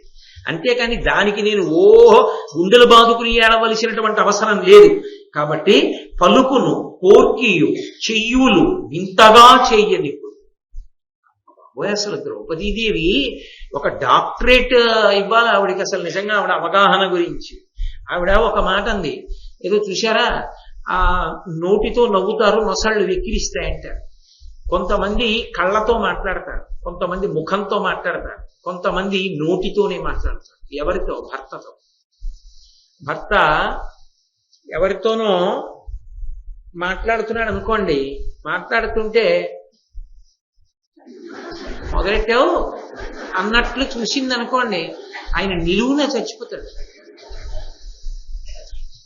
చాలా మందిలో ఏమిటది, ఏమన్నాను, అన్నదేం లేదుగా, తప్పుకోవడానికి అవకాశం. అది చాలా ప్రమాదకరమైన భావన. అది పురుషుడు కావచ్చు, స్త్రీ కావచ్చు. అది ఎందుకు వస్తుందో తెలుసా? మనసులో వికృతమైన బుద్ధి ఏదో ఉంది. పురుషుడు ఎంత మంచివాడు కానివ్వండి, ఎంత ఏకపత్ని వ్రతుడు కానివ్వండి, ఏదో కారణానికి ఇంకొక ఆడవారితో మాట్లాడేటప్పటికీ కళ్ళిలా మిటకరించి చూసే భార్యల్ని నేను చూశాను. ఎందుకని అంత అనుమానం నీకుంటే ఎలా సహజీవనం చేస్తావు? ఇద్దరూ కలిసి చచ్చే వరకు ఇద్దరూ దాంపత్యం చెయ్యాలి. ఆమె పోతే ఆయనకి బతుకే లేదు, పుణ్యమే లేదు, ఆయన జీవితానికి సుఖమే లేదు. రెండో అమంగళకరమైన మాట నేను ఎందుకు అనాలి? అంత పవిత్ర జీవనంలో అంత అపవిత్రమైన భావనలో మనసులో పెట్టుకుని దాంపత్యాలు ఎలా నడుస్తాయి? తప్పే చెయ్యాలనుకున్న వాడికి ఎవడు ఆపగలడు? వాడు ఒప్పే చేస్తాడు. ఎందుకు తప్పు చేస్తాడన్న భావన ఉండాలి తప్ప ఆ కళ్ళతో ఒకలా మాట్లాడడం, నవ్వుతో ఒకలా మాట్లాడడం, ముఖంతో ఒకలా మాట్లాడడం, నోటితో ఒకలా మాట్లాడడం భర్త వ్యక్తిత్వాన్ని కించపరచడం కాదు. నేను అలా చేసేదానను కాదు ద్రౌపది. నేను ఏదైనా నిజంగా చెప్పవలసి ఉంటే నా భర్తలకు ఆమె చెప్పలేదనుకుంటున్నారా? ఉద్యోగ పర్వంలో చూడాలి ద్రౌపదీదేవి మాట్లాడితే. ఆమె మాట్లాడింది, అద్భుతంగా మాట్లాడింది. ఆమె అంతటి ధైర్యశాలి, మాట్లాడుతుంది. మాట్లాడినప్పుడు భర్తతోనే మాట్లాడుతుంది, మనసు విప్పి మాట్లాడుతుంది భర్తతో తప్ప భర్త దగ్గర మాట్లాడవలసినది మాట్లాడకుండా భర్త మీద ఏదో అభిప్రాయం పెట్టుకుని చిన్నబుచ్చి మాత్రం ప్రవర్తించాలి. ఇది నాకు తెలుసున్న విద్య. కాబట్టి నేను అలా ప్రవర్తించను. అమర గంధర్వ యక్షాదులందైనను పురుషునంజుని తృణంబుగతలంతు. వాళ్ళు దేవతలు కావచ్చు, గంధర్వులు కావచ్చు, యక్షులు కావచ్చు. ఎంత గొప్పవాడని ఎవరు చెప్తున్నా నా భర్త కన్నా గొప్పవాడు మాత్రం కాడని మనసులో తలపోస్తాను. అంటే నా భర్తృస్థానంలో ఆ 5గురే తప్ప 6వ వాడికి చోటు లేదు. యథార్థమునకు ఒక్క ఇంద్రుడే 5గా వచ్చాడు. కాబట్టి ఆయన కన్నా ఆ స్థానంలో ఇంకొకడు సరి అయిన వాడు కాడన్నదే నా జీవితాంత భావన తప్ప ఈయన కన్నా అన్న మాట నా జీవితంలో ఆ ఆలోచన రానే రాదు.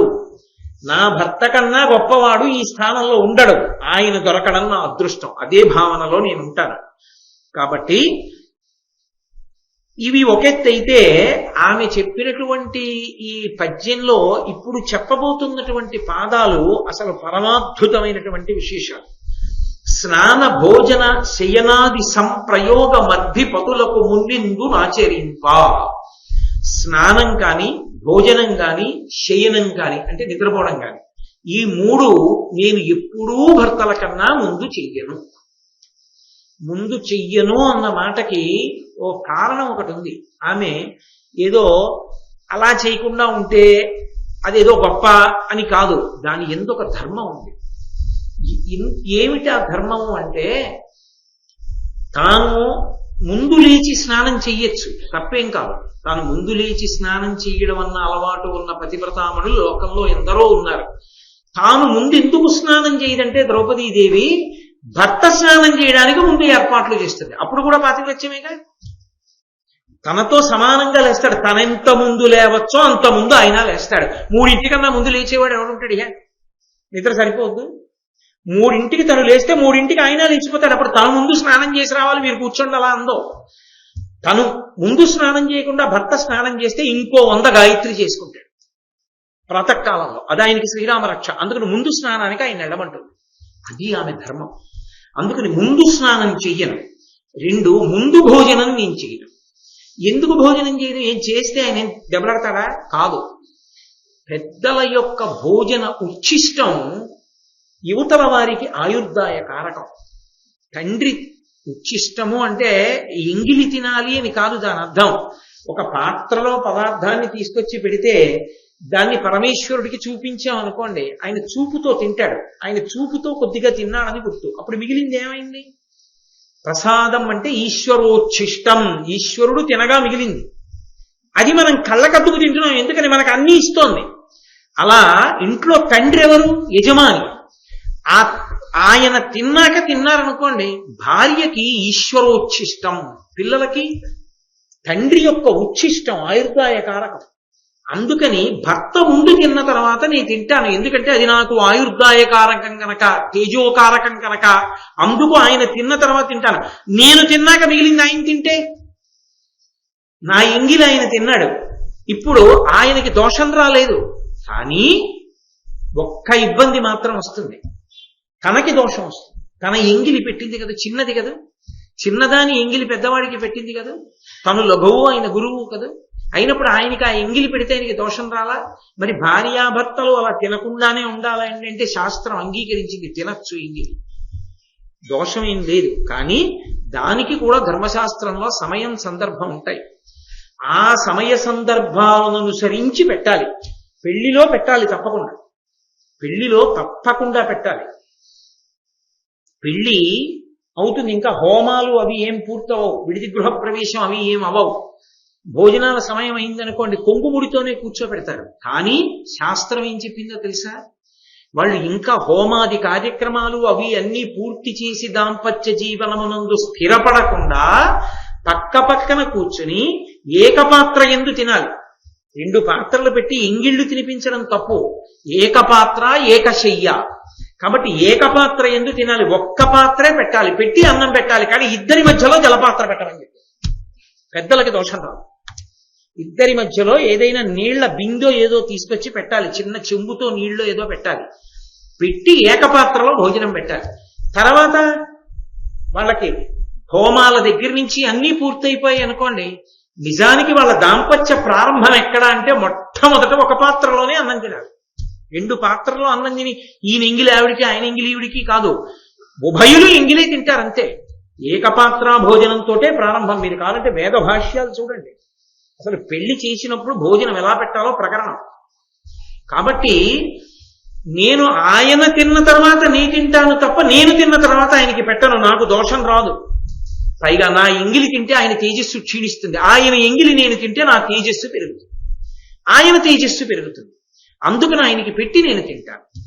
ఎంత ధార్మికం అండి! ఇలా అనువర్తించే భార్య పట్ల భర్తకి ప్రేమ కాక ఏముంటుంది?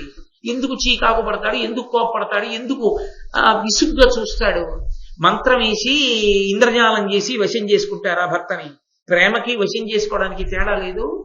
అందుకని భర్తతో కలిసి బ్రతకడంలో భార్య ఇంట్లో ఉండి చూస్తూ ఉంటుంది కాబట్టి ఆమె ప్రధాన పాత్ర ఎలా పోషిస్తుందో చెప్తోంది ద్రౌపదీదేవి. కాబట్టి నేను ముందు చెయ్యను, పతులు వచ్చిన ఆసన పాద్య విధుల భక్తితో ఏమకావింతో పనుపనులు. ఇది అండి నిజంగా. అసలు ఈ మాట నేను అందుకే అన్నా నిన్నటి రోజున కొత్తగా పెళ్ళైనటువంటి వాళ్ళందరికీ కూడా ద్రౌపదీదేవి చెప్పినటువంటి విషయాన్ని పాఠ్యాంశంగా చెప్పాలి అని ನಾನು అందుకే ఆమె అంది, కొన్ని పనులు నేను ఎవరికీ అప్పచెప్పను, నా అంతఃపురంలో కొన్ని లక్షల మంది పరిచారకులున్నా. ద్రౌపదీదేవి సామాన్యురాలు కాదు, మహారాజ్ఞి. ఆమె దగ్గర కొన్ని వేల మంది ఉన్నారు. అయినా కొన్ని పనులు మాత్రం ఎవరూ చెయ్యడానికి వీలు లేదు, నేనే చేస్తాను ఆ భర్తలకి. ఏమిటో తెలుసావి? పతులు వచ్చిన ఆసన, పతులు బయట నుంచి లోపలికి వచ్చినప్పుడు వాళ్ళు కూర్చోడానికి ఆసనం నేనే వేస్తాను. ఇది ఎందుకో తెలుసా? ప్రీతి వృద్ధి కారకం. ఇంట్లో ఉన్న పనిపిల్ల తెచ్చి ఇంట్లోకి రాగానే కూర్చోడానికి గబగబా సోఫా దులపడమో కుర్చీ దులపడమో తీసి అయ్యగారు కూర్చోండి అందనుకోండి. ఓ నెల పోయిన తర్వాత ఆయనకి కుర్చీలో దుమ్ము కనపడింది అనుకోండి, ఇంట్లోకి రాగానే ఎవరిని పిలుస్తాడు? అస్తమానం కూర్చుంటాడు ఇంట్లో. అస్తమానం ఇంట్లో కూర్చునేటప్పుడు ఆసనం విషయంలో ఏ తేడా వచ్చినా, ఆసనం కావలసి వచ్చినా ఎవరిని పిలుస్తుంటాడు? ఆసనం అన్నది అన్ని వేళలా ఒకటి వాడరు, ఒక్కొక్క చోట ఒక్కొక్క ఆసనం ఉంటుంది. పూజామందిరంలో కడితే దర్భాసనం మీద కూర్చుంటాడు, భోజనం చేస్తున్నప్పుడు పీట వేసి కూర్చుంటాడు, ఎవరితోనైనా మాట్లాడుతున్నప్పుడు తాను రాజు కనుక తనకన్నా తక్కువ వాళ్ళు వస్తే ఒక ఎత్తులో కూర్చుని మాట్లాడతాడు. గురువు గారు వస్తే గురువు గారిని పైన కూర్చోబెట్టి కింద కూర్చుని మాట్లాడతాడు. ఇవన్నీ పనిపిల్లకి తెలిసాయనుకోండి, ఇంట్లో ఉన్న పనిపిల్ల చేస్తుంది. ఆవిడ నాకు కోపం వస్తుంది, నేను పూర్తి చేయను. అందుకని ఇవన్నీ ఆవిడ చేస్తే భర్త ఎవరిని పిలుస్తాడు? అస్తమానం. పూజకి వెళ్తున్నాడు, ఏమే దర్భాసనం ఇలాతే అని దాన్ని పిలిచి పనిపిల్లని పిలిచి ఆమె ఇస్తుంది దర్భాసనం, ఆమె వేస్తుంది. అయ్యగారు పూజకి వెళ్ళిపోతున్నారు, అయ్యగారికి పూజకు తుడవాలి, అయ్యగారికి పీట వేయాలి, అయ్యగారికి దర్భాసనం వెయ్యాలి అని. ఎవరు చెయ్యవలసింది ఎవరు చేస్తున్నారు? ఎందుకు వచ్చావు ధర్మపత్నిగా? నీ భర్త పూజామందిరం తుడవడానికి నీ ఒళ్ళు వంగదా? నీ భర్తకి దర్భాసనం వెయ్యలేవా? నీ భర్త పూజలో సగం నీకు ఇస్తారా? ఎంత ధర్మదోషం వచ్చింది! ఆ భార్యాస్థానం ఎందుకు ఇంకా? అది అదృష్టం. 10 మాటలు పిలవబడడానికి హేతు అక్కడ ఉంది, ఆయన అభ్యున్నతికి హేతు అక్కడ ఉంది. తెలియక వచ్చి ఎత్తుపీట వేస్తే గురువుగారి దగ్గర ఆయన అలా కూర్చోరు, పో అని పీట వేసి గురువుగారికి పెద్ద ఆసనం వెయ్యాలి. అది భార్య అంటే. భర్త వెడుతున్నాడు పూజామందిరంలో కంటే పీట వేసి దర్భాసనం వేసి మండీళ్లు పెట్టి పూల పాత్ర అని సిద్ధం చేయాలి. భర్త భోజనానికి వస్తున్నాడంటే ఆయన భోజనం ఎలా చేస్తాడో అలా దానికి తగిన ఆసనం వెయ్యాలి. అప్పుడు 10 మాటలు ఆయన పిలుస్తాడు. 10 మాటలు ఆయన పిలుస్తుంటే ఏమవుతుంది? ఆయన జీవితంలో ప్రీతి ఏర్పడుతుంది. ఆ ప్రీతి ప్రేమకి కారణం. ఏ ప్రేమ లేకపోతే దాంపత్యం నిలబడదో దానికి కారణమైన పరిచర్యలున్నాయి. అవి ఎవరితోనో చేయిస్తే ప్రేమ నిలబడమంటే ఎందుకు నిలబడుతుంది? భర్తకి లేకపోయినా ఆయనకి లోటు లేని స్థితి వస్తుంది. ఆమె లేదనుకోండి, ఏ కారణానికో ఆమె ఏం పెద్ద గుర్తు రాదు. ఎందుకు గుర్తు రాదంటే అన్నీ చేసేందుకు ఉన్నారుగా ఇంకోళ్ళు. అది ఇంకొక విషయంలో దాటిందనుకోండి ఆమె గుండె బాదుకోవాలి. అందుకని వ్యక్తిగత జీవితం అదంతా. నేను అంతకన్నా ఇంకా చెప్పకూడదు, అది పూర్తి వ్యక్తిగతం. అది అందుకే భార్య మాత్రమే, ఇంకొకరికి అవకాశం అందులోకి నేను ఇవ్వను. అంత జాగ్రత్తగా ఉంటాను. కాబట్టి పతులు వచ్చిన ఆసన పాద్య విధుల. భర్తకి కాళ్ళు కడుక్కోవడానికి నీళ్లు ఇవ్వడం. భర్త ఈశ్వరుడైతే ఆయన వచ్చినప్పుడు కాళ్ళు కడుక్కోవడానికి నీళ్లు ఇస్తే ఈశ్వరుడికి ఏమి ఇచ్చినట్టు? పాదయోహో పాద్యం సమర్పయామి. ఈశ్వరుడు కాళ్ళు కడుక్కున్న తీర్థం అయితే ఏం చేస్తారు? చెప్పులు ఇప్పి కళ్ళకు అద్దుకుని లోపలికి పుచ్చుకుంటున్నారా? భర్త కాళ్ళు కడుక్కున్న తర్వాత ఆ నీళ్లు ఇలా అనుకుందనుకోండి, భార్య ఎవరి పాదోదకాన్ని జల్లుకుందంటారు? ఈశ్వర పాదోదకం చల్లుకుంది. శాస్త్రం అంతే కదా, నేను కాదు చెప్పవలసింది, మీరు కాదు చెప్పవలసింది, వేదం చెప్పాలి. ఎవరో గుండెలు బాదుకుని అలా ఎందుకంటే అలా బాదుకున్నారని పోదది, శాస్త్రం అది. ఆ పుణ్యం నా భార్యకి రావడం తేలిక. మీరు ఆలోచించండి, నేను అన్నానని కాదు. నేను పురాణం చెప్పి ఇంటికి వెళ్ళి చెంబుతో కాళ్ళు కడుక్కున్నాను అనుకోండి, మా ఆవిడ చెంబుతో నీళ్ళు ఇచ్చి నేను కడుక్కోగానే ఇలా అనుకుంది అనుకోండి, అది ఈశ్వర పాదోదకం జల్లేసుకుంది. నేను జల్లుకోవాలంటే నాకు లేదా అవకాశం? ఒక్క మా గురువు గారు వస్తేనే నాకు అవకాశం. అది కూడా అన్ని వేళలా గురువు గారిని పాదాలు కడుగుతానని అనకూడదు, తప్పది. కొన్ని సమయాల్లోనే అలా అడగడానికి అవకాశం ఉంటుంది.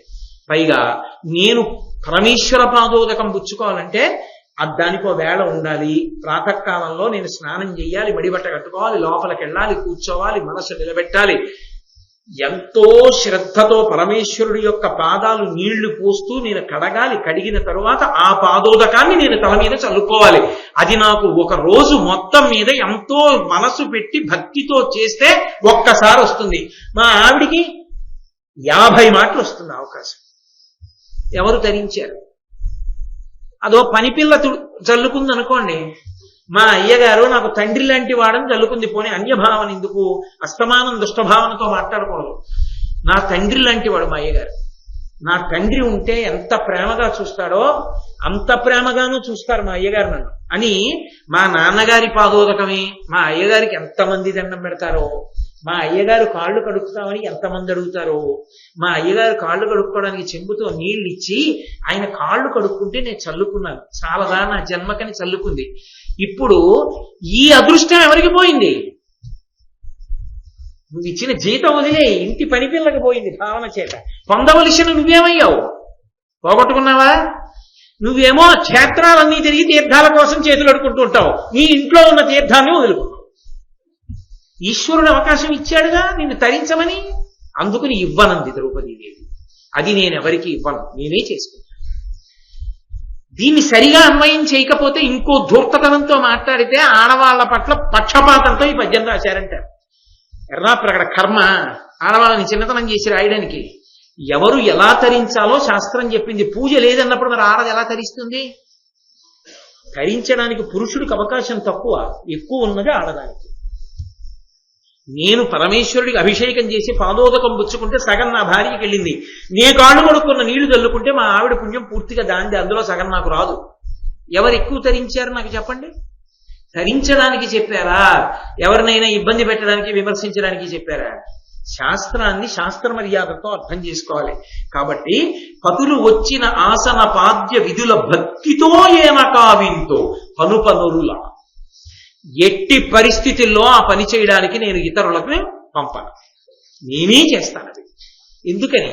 ఆమెకి తెలుసు భార్యాస్థానానికి ఉన్న గౌరవం ఉంటుంది. ఈ గౌరవం తెలుసున్న వాళ్ళు అలా ప్రవర్తిస్తుంటే ఏ భర్త సంతోషపడిపోడు? నా భార్య ఇంత మంచిది, ఇంత మంచి ఇల్లాలు నన్ను ఈశ్వరుడిగా చూస్తుందని ఆయన ఎందుకు ఎంత సంతోషంతో గుండెల్లో పెట్టుకోడు? అందుకే నేను లక్ష్మీనారాయణుల్ని దాంపత్యానికి అనుకూలంగా చెప్తాం. మనం ఎప్పుడైనా పెళ్లి చేస్తే లక్ష్మీ స్వరూపిడిగా కదా కన్యాదానం చేస్తాం. లక్ష్మీదేవి ఎప్పుడు ఎక్కడ ఉంటుంది? నారాయణుడికి పాదాల దగ్గర ఉంటుంది. ఆయన చెప్పాడు ఉండమని. నువ్వు నా కాళ్ళ దగ్గర కూర్చో, నా కాళ్ళు పడుతూనే ఉండు అంటే అసలు మొట్టమొదట పురుషాహంకారం అని విమర్శించవలసి వస్తే విష్ణువుని విమర్శించాలి. ఆయన ఏం చెప్పలేదు అలా. ఆమె ఎప్పుడూ ఆయనను అనువర్తిస్తుంది. అందుకని ఆయన ఎక్కడ పెట్టుకున్నాడు? గుండెల్లో పెట్టుకున్నాడు. లక్ష్మీం క్షీరసముద్రరాజతనయాం శ్రీరంగ ధామేశ్వరీం, శ్రీరంగనాథుడు గుండెల్లో పెట్టుకున్నాడు. ఆమె ఆయన పాదాల దగ్గర కూర్చుంది, ఆమె కూర్చుంది, ఆయన మాత్రం గుండెల్లో పెట్టుకున్నాడు. భర్త గుండెల్లోకి భార్య ఎందుకు చేరింది అంటే ఆయనని అనువర్తించింది కనుక. ఈ ప్రేమ సత్యభామ కావలసింది, ఈ ధర్మం, ఈ శాస్త్రం కావాలి దాంపత్యానికి. అంతేకాని ఎలా వశం చేసుకుందామన్నది కాదు కావలసింది. నేను ఆ పుస్తకం పేరు అది అనకూడదు, కానీ లోకంలో దానికి ఒక కొంత అప్రతిష్ట ఉంది కాబట్టి నేను అంటలేదు. తద్వ్యతిరేక కోణం చెప్తూ అంటాడు ఆయన. కాలు పెట్టినతోనే కాంతుని మెడవిచ్చి నిండు సంసారంబు రెండు చేసి తన నగడెంత ఆర్జనపరుడైన పరుగు పుల్లమ్మ కాపురముమిచ్చి ప్రాణేశుడొకటి సల్పక తానొకటి సల్పి అది ఏమనంగా కస్సుమనుచు లేచి విభుడంతులకు నేను విసిగి ఒక్కటి ఎన పెళ్ళు పెళ్ళున 10,000 గుప్పి పట్టజాలక పెనిమిటి ఇట్టెయన్న బావికి ని ఏటికి నిపడి పరుగులెట్టెడి కాంతతోడి కాపురము కంటే వేరే నరకంబు కలదే అన్నాడు. కాబట్టి ధర్మం శాస్త్రం తెలియకపోతే ప్రమాదం వస్తుంది. అది అమాయకత్వం. అది తెలియకపోవడం అమాయకత్వం. పెళ్లికి వయసు వచ్చిందని పెళ్లి చేయడం కాదు, పెళ్లి చేసుకోవడానికి కావలసిన సంస్కార బలాన్ని ఏర్పరిచి పెళ్లి చేయడం గొప్ప. దాని వలన ఇద్దరు సంతోషంగా ఉంటారు. ఇది స్త్రీకే కాదు, పురుషుడికి కూడా ఉండాలి. పురుషుడికి ఎక్కడ ఉండాలో అక్కడ అది చెప్తారు. మీరు ఆడవాళ్ళదే చెప్పారు, మగవాళ్ళకి ఎక్కడన్నా ఉందా అని అడుగుతారేమో. ప్రకటనంగా ఆడదానికి ఏం చెప్పరు వివాహ క్రతువులో. అన్ని స్నాతకంలో మగాడికి చెప్పి పెళ్లిపేట్ల మీద తీసుకొస్తారు. కాబట్టి మగవాడికి చెప్తారు, ఇద్దరికీ చెప్పకపోతే అవగాహన ఎక్కడి నుంచి వస్తుందండి? ఒకళ్ళకే ఉంటే రెండో వాళ్ళకి అవగాహన ఇది ప్రతిష్టంభన వస్తుంది. కాబట్టి నేను అలా ప్రవర్తిస్తూ ఉంటాను. మగువ ఎనొచ్చు వస్య విధి మందులు మాకులు ఒండు చందమై మగనికి తెచ్చు రోగములు మానక మూక జడాదిభావముల్ మొగినొలరించు అద్దురితముల్ తన చేసిన చేతలై తుదిన్ జగమునకెక్కి నిందయును సద్గతి హానియువచ్చు ఇంటికి. మందు పెడతావా, మంత్రం వేస్తావా అని అడిగావు కదా సత్యభామ, అమాయకత్వం. నిన్ను నేను నింద చేయట్లేదు. అలా ఎందుకు చెయ్యకూడదో తెలుసా? మందు అన్నదానికి ఎప్పుడైనా సరే లోకంలో పరిమాణము అన్నదానితో సంబంధం ఉంటుంది. పరిమాణము, కాలము, ఈ రెండిటితో సంబంధం ఉంటుంది మందుకి. ఔషధము అన్నాను అనుకోండి, ఈ మాత్ర 3 పూట్ల వేసుకోండి. ప్రొద్దున్న వేసుకునే ముందు ఏదైనా పలహారం చేసి వేసుకోండి, రాత్రి నిద్రపోయే ముందు వేసుకోండి, కొంచెం మగతగా ఉంటుంది ఆ మాత్ర అని చెప్పి ఇస్తాడు వైద్యుడు. అది 3 పూట్ల వేసుకోవాలి. ఇలా వారం రోజులు వేసుకోండి, తగ్గిపోతుంది అన్నారు అనుకోండి. వారం రోజులు వేసుకుంటే తగ్గిపోతే 7x3 21 మాత్రల తర్వాత తగ్గుతుంది. 7 రోజులు 3 పూట్ల వేసుకోవడం ఎందుకంటే 21 ఇప్పుడు వేసుకుంటే తగ్గిపోదా అంటే? 21 మాత్రలు కాదు కావలసింది, 21 మాత్రలు ఒక కాల వ్యవధిలో వేసుకోవాలి. అప్పుడు కదా ఆ ఔషధం పనిచేసింది. అలా భర్తని వశం చేసుకోవడానికి మందు పెట్టాలంటే ఎంత మందు పెట్టాలో తెలియకుండా మందు పెడితే వాడు మూగవాడో, జడ్డివాడో, చెవిటివాడో, బలహీనత వచ్చి పడిపోయిన వాడో అయిపోతాడు. అప్పుడు నీ కాపురం ఏమవుతుంది? ఏడు మందు పెడతావా అని అడుగుతావు ఏంటి? మందు పెట్టడం ఏంటి అని అర్థం ఉందా ఆ మాటకి? కాబట్టి వాడు మూక జడాదిభావముల్ ముగినరించు, వాడు జడుడైపోతాడు, చైతన్యం చచ్చిపోతుంది, లేకపోతే మాట పడిపోతుంది, ఒక్కొక్కసారి నోరు పగలదిహ. కాబట్టి అద్దురితముల్ తన చేసిన చేతలైతు దింజగమునకెక్కి నిందయును సద్గతి హానియువచ్చు నింటికి. ఈ రోగం వచ్చిన తర్వాత వైద్యుడి దగ్గరికి తీసుకెళ్లాలా? ఏదో ఔషధం పెట్టారండి ఈయనకి, అది మెదడు మీద పనిచేసింది, పనిచేసి ఆయనకి జడత్వం వచ్చింది, మూగతనం వచ్చింది, ఇక ఆయనకి నోట మాట రాదన్నారు అనుకోండి. 10 మంది ఎవరు పెట్టారు ఏమిటి అని నిలదీసినప్పుడు తెలిసిపోతుందా? అప్పుడు లోకం అంతా నింద చేస్తుందా, నింద చేయదా? అసలు దాంపత్యమా చేసేది, నిందా పొందేది? మంత్రాలు, మాకులు, ఔషధాలు, ఏదో చేతబళ్ళు, చింతామణులు, ఇంద్రజాలాలు, వీటితోటి ఆ భర్తని లొంగ తీసుకుంటారు. ప్రేమతోనమ్మా దాంపత్యం నెరపవలసింది. కావున పతులకు ఎప్పుడు కావింపం తగదు కపట కర్మంబులు తద్భావమెరిగి అనువర్తినియై వనిత చెరింప అది అగు ఎల్లవియుం. ఇవి కాదు చెయ్యవలసినది. ఒక భార్య భర్త తనకి దగ్గరవడం అనేటటువంటి దానికి ప్రారంభం ఎక్కడ ఉంటుంది అంటే భర్త యొక్క భావనని తెలుసుకుని తదనుగుణంగా ప్రవర్తించడంలో ఉంటుంది. సాధారణంగా ప్రారంభం ఎక్కడుంటుంది అంటే ఆయనకి ఏదో ఒక రకమైన వంటకం ఇష్టం ఉంటుంది, తద్విరుద్ధమైన వంటకం ఈవిడికి ఇష్టం ఉంటుంది. మీరు లోకంలో చూడండి, మొదటి త్యాగం ఎక్కడుంటుందంటే ఆడదాని దగ్గర ఉంటుంది. ఎందుకు త్యాగం ఆడదాని దగ్గర ప్రారంభం అవుతుందని నేను ఇంత గర్వంగా చెప్తున్నానో తెలుసా? వంట పొయ్యి, వంట ఇల్లు ఆవిడిది అయినప్పుడు ఆవిడ మీరు కోరుకున్నట్టు వంటే నేను ఎలా తింటాను? ఆనపకాయ పాలు పంచదార పోసి వండితే నాకు ఇష్టం, ఆనపకాయ ఆవ పెట్టి వండితే మీకు ఇష్టం. ఆనపకాయ ఆవ పెట్టి వండితే నాకు అసహ్యం, నేను పాలు పందారా పోసి వండుకున్నాను. తింటే తినండి, అది బాగుండకపోవడం అంటే ఎంత బాగుంటుందో, మీకు అసలు రుచి తెలిస్తే కదూ, మీ కర్మ అని 3 మాటలు వేసుకుని ఆవిడే తింది అనుకోండి, ప్రీతి కలుగుతుందా? ఆనపకాయ ఆవ పెట్టి వండి కొద్దిగా పాలు పంచదార పోసుకున్న కూర కూడా వండి ఆమె కొద్దిగా కలుపుకుని ఆవది అలవాటు చేసుకుంటోంది అనుకోండి, ఏమి ఎందుకు అలా వండుకున్నావు? ఆవకూర నాకు అంత ఇష్టం ఉండేది కాదండి పుట్టింట్లో, ఇప్పుడు అలవాటు చేసుకుంటున్నాను మీకోసం, అందుకని ఎక్కువ కూర ఆవతో వండాను, మీరు ఇష్టపడతారని. బాగానే వండానా?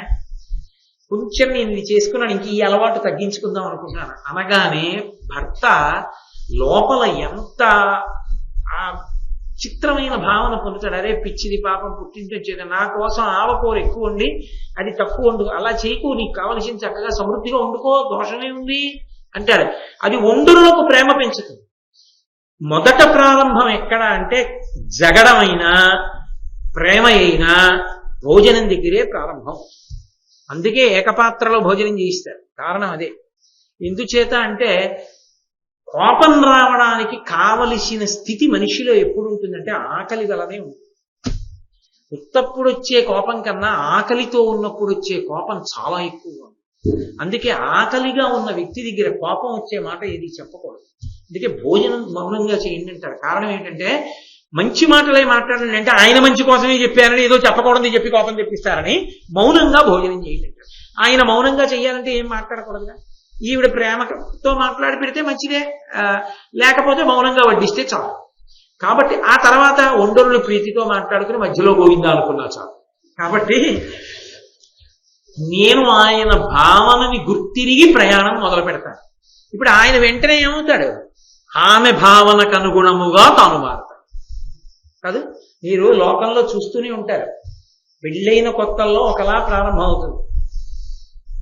పురుషుడు ప్రత్యేకంగా ఎక్కడికో వెళ్ళి తను తినడు, కానీ తనకు వంట రాదు, అందుకని వెళ్ళి తన భార్యకి ఇష్టమైంది పట్టుకొస్తాడు.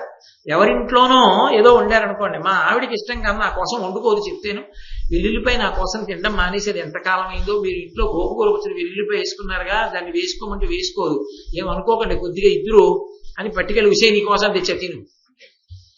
ఇప్పుడు తన దగ్గర ప్రారంభమైంది తన దగ్గర ఆగిపోదండి. మనుష్యులు భర్త దగ్గర కూడా ప్రవహిస్తుంది ఆ భావన, ప్రేమ. ఆ భావన, ఆ ప్రేమ తరంగాలలో దాంపత్యం ఉండాలి కానీ ఒకరినొకరు శాసించుకోవడానికి దాంపత్యం కాదు నిజానికి. కాబట్టి నేను ఆయన మనసిరిగి ప్రవర్తించడంలో నా దాంపత్యం ప్రారంభమైంది. కాబట్టి తగియడు వేళలందు నియితంబుగ మజ్జన భోజన క్రియల్ తగ నొడగుర్తు భర్తలకు ధాన్య ధనంబులు రిక్తమై వియంబకుటకు వర్వనిప్పుడు గృహస్థల భాండ విశోధనంబు ఇమ్ముగనొకనాడు ఏమర ప్రమోదము సల్పుదు బంధుకోటికి. అబ్బా, ఈ ఒక్క పద్యం చాలండి, అంత అద్భుతమైన పద్యం. ఆవిడంది తగియడు వేళలందు నియితంబుగ భజ్జన భోజన క్రియల్ తగ నడకూర్తు భర్తలకు. ఏ వేళలో పెట్టాలో ఆ వేళకి వాళ్ళకి స్నానము భోజనము ఈ రెండిటికి నేనే శ్రద్ధ తీసుకుని ఏర్పాటు చేస్తాను. ఎందుకని? స్నానము ఆయన అనుష్ఠానమునకు సంబంధించింది. ఆ వేళకి స్నానం అవ్వలేదనుకోండి, అనుష్ఠానం ఆగిపోతుంది. స్నానం చేస్తే కానీ అనుష్ఠానం నడవదు. ఆ స్నానం నడవకపోతే, అనుష్ఠానం ఆగిపోతే చీకాకు వస్తుంది, పోయింది నైమిత్తికి తీసింది, కోపడతాడు. కాబట్టి స్నానానికి వేళ పట్టున ఏర్పాటు చేస్తాను. రెండు, భోజనం ఇంకొకళ్ళు వండడాన్ని ఎట్టి పరిస్థితుల్లో నేను అంగీకరించాను. నా భర్త భోజనం నేనే వండుకుంటాను. చాలా గొప్ప మాట. అసలు బహుశः అది ఉన్న చోట దాంపత్యంలో పరిపూర్ణమైన ప్రేమ ఉంటుంది. భర్తకి వండి పెట్టడంలో ఎంత ప్రేమ ఉంటుందండి. భర్తకి పిల్లలకి వండి పెట్టడం నేను ఎన్నో కుటుంబాల్లో చూశా. కూర చాలా బాగుందో, ఇవాళ మంచి అద్భుతంగా కుదిరింది, ఇంకొంచెం వేయి ఇంకొంచెం వేయి ఇంకొంచెం వేయి అని పిల్లలు భర్త తినేస్తే గిన్నె అంతా ఖాళీ అయిపోతే కనపడుతుందేమో అని కూర ఖాళీ అవుతున్న కొద్దీ కింద కూర్చుని తింటున్న వాళ్ళకి కనపడకుండా కూర పాత్ర ఎత్తి పెట్టుకుని గరిటితో తీసి వేస్తుంటే ఆఖరణ భోజనాలన్నీ అయిపోయిన తర్వాత ఏ కొడుకో చూసి నాన్నగారండి అమ్మ కూరలేదు అంటే ఏమే చెప్పచ్చు కదా, ఇంత బాగుంది మేమందరం తినేసాం నీ కూరలేదా, అయ్యయ్యో పాత్రలో ఎంత ఉందో చూడలేదే, అడిగి వేయించేసుకున్నామంటే ఏమండి వండింది మీరు ఇంత సంతోషంగా మీరు తింటే నా కడుపు నిండిపోలా, నా కోసం దాచుకోనా అని భార్య అన్ననాడు ఎంత ఆనందం ఉంటుంది. అది పప్పు పులుసు కావచ్చు, వండుకున్నది ఒక్కటే. మధ్యతరగతి కుటుంబాల్లో ఆదివారం నాడు భార్య భర్త ఇద్దరు పిల్లలు కలిసి బట్టలన్నీ ఉతుక్కుని ఆరేసుకుని వేడిగా అన్నం ఒక్కటి వండుకుని ఒక పప్పు పులుసు పెట్టుకుని ఇవాళ బట్టలు ఆరేసుకున్నాం కదా అందుకని నిన్ను వండలేకపోయానని చెప్పి ఆ ఒక్క పప్పు పులుసు భార్య వేస్తుంటే సంతోషంగా పిల్లలు తను భార్య కడుపు నిండా తిని ఆ మధ్యాహ్నం అలిసిపోయి బట్టలు ఉతుక్కున్నందుకు నలుగురు హాయిగా ఒక్క గంట పడుకున్నప్పుడు వాళ్ళు పొందే తృప్తి, తన భార్య పెడుతున్నప్పుడు తిన్న పప్పు పులుసు అన్నం పిల్లలు మర్చిపోరు. ఆదివారం నాడు వాళ్ళు కలిసి తిన్న ఆ పప్పు పులుసు అన్నం ఆ కుటుంబానికి ఎంత పెద్దవాళ్ళైనా గుర్తుండిపోతుంది. కొడుకు పెద్ద ఉద్యోగం వచ్చి వెళ్ళిపోవచ్చు, కూతురు పెళ్ళి వెళ్ళిపోవచ్చు, వచ్చి గవాక్షంలో నిలబడి ఎదురుగుండా అపార్ట్మెంట్ లో ఎవరో బట్టలు తుక్కోవడం చూస్తే ఏమో నీకు గుర్తుందా, ఆదివారం వస్తే పిల్లలిద్దరూ మనము బట్టలు తుక్కునే వాళ్ళం, బట్టలు ఆరేసుకుని 12 అయిపోయింది నువ్వు అన్నం పప్పు పులుసు ఒక్కటే పెడితే అమ్మ ఎంత బాగుందో ఎంత బాగుందో అని వాడు పిల్ల నువ్వు నేను జుర్రుకు తినేసి ఆ పెరుగు అన్నం తినేసి పప్పు పులుసు గిన్నెంతా ఖాళీ అయిపోయిందండి అని నువ్వంటే పొంగిపోయి అన్ని పడేసి ఆ బడలక మీద పడుకున్న రోజులు ఆ ఆనందం ఇప్పుడు ఎక్కడొస్తాయి అని అనుకోవడంలో ఎంత తృప్తి ఉంది.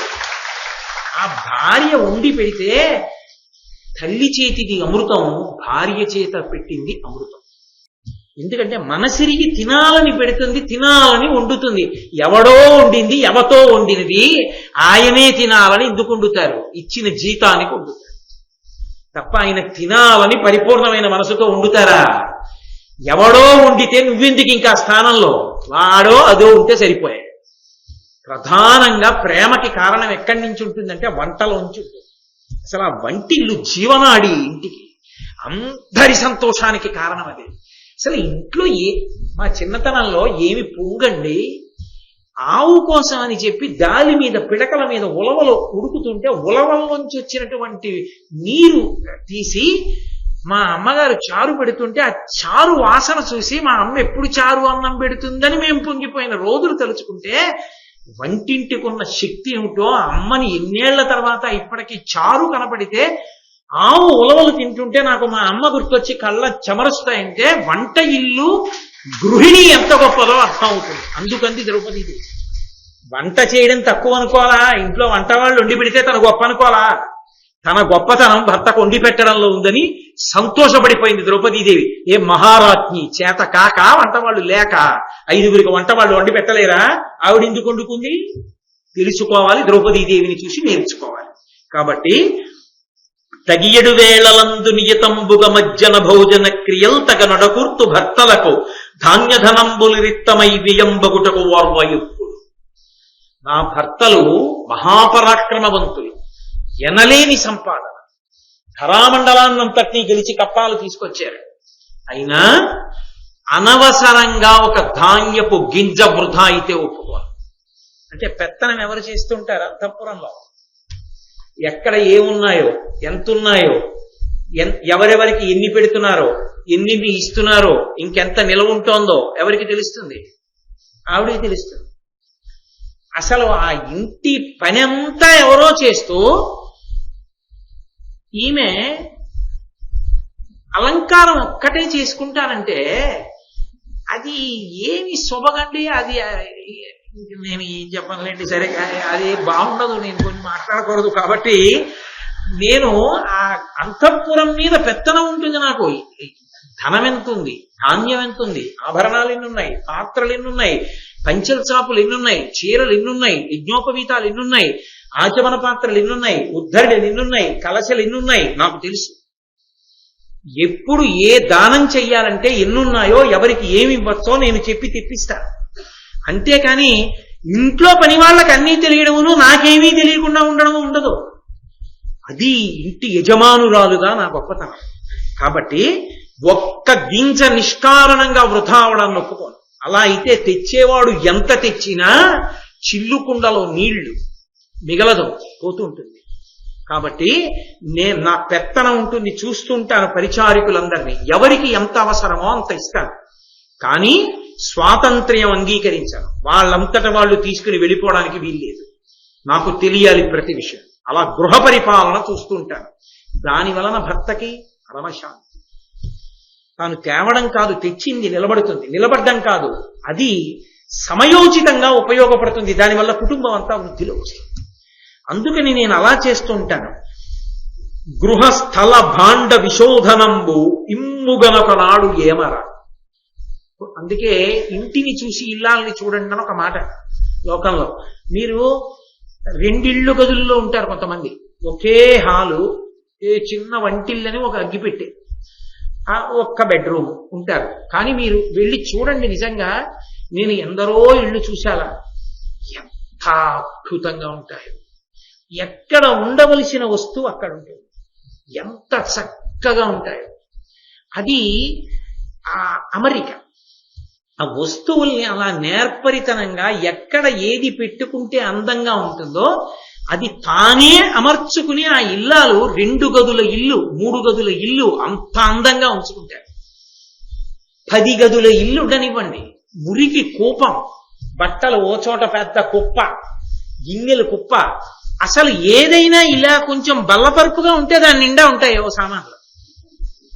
బల్లపరుపుగా ఇంట్లో ఏదైనా ఉందో దాని మీద సామాన్ ఉంటుంది. భర్త అయినా పొరపాటున కాసేపు వంగుంటే వాడి వీపు మీద గిన్నె ఉంటుంది.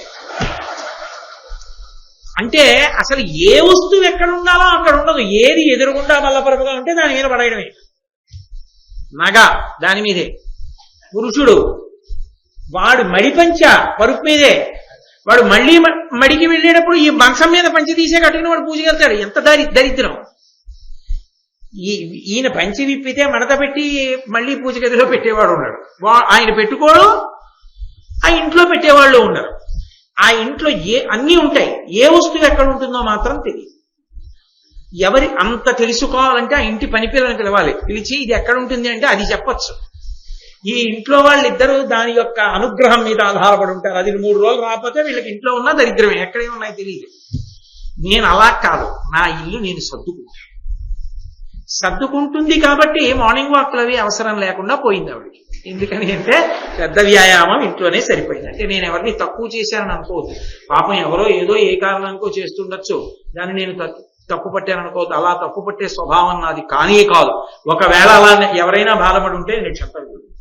కాబట్టి ధనధాన్యంబులిరిత్తమై వ్యయంబగుటకు ఓర్వ ఎప్పుడు గృహస్థల భాండ విశోధనంబు. గృహము అంటే ఇల్లు. ఇల్లు ఎప్పుడు శుభ్రంగా ఉంచుకుంటారు. ఓ బూజు, దుమ్ము, ధూళి అలా ఉండనివ్వను. లక్ష్మి అక్కడ ఉంటుంది. ఇంటిని అమరికగా ఉంచుకుంటాను. స్థల, ఇంట్లో ఏదో ఖాళీ స్థలాలు ఉంటాయి. ఆ స్థలం చూడగానే అబ్బా ఏమిటి ఇంత చిన్న స్థలం ఇంత అందంగా ఉంచచ్చా అనిపించేటట్టుగా ఉంచుతుంది ఆవిడ. స్థల భాండ, ఇంట్లో గిన్నెలు, పాత్రలు ఏది ముట్టుకోండి మెరిసిపోతూ అంత ఉబ్బిడిగా అలా తీసుకోవడానికి అంత అందంగా అలా పేర్చబడి ఉంటాయి.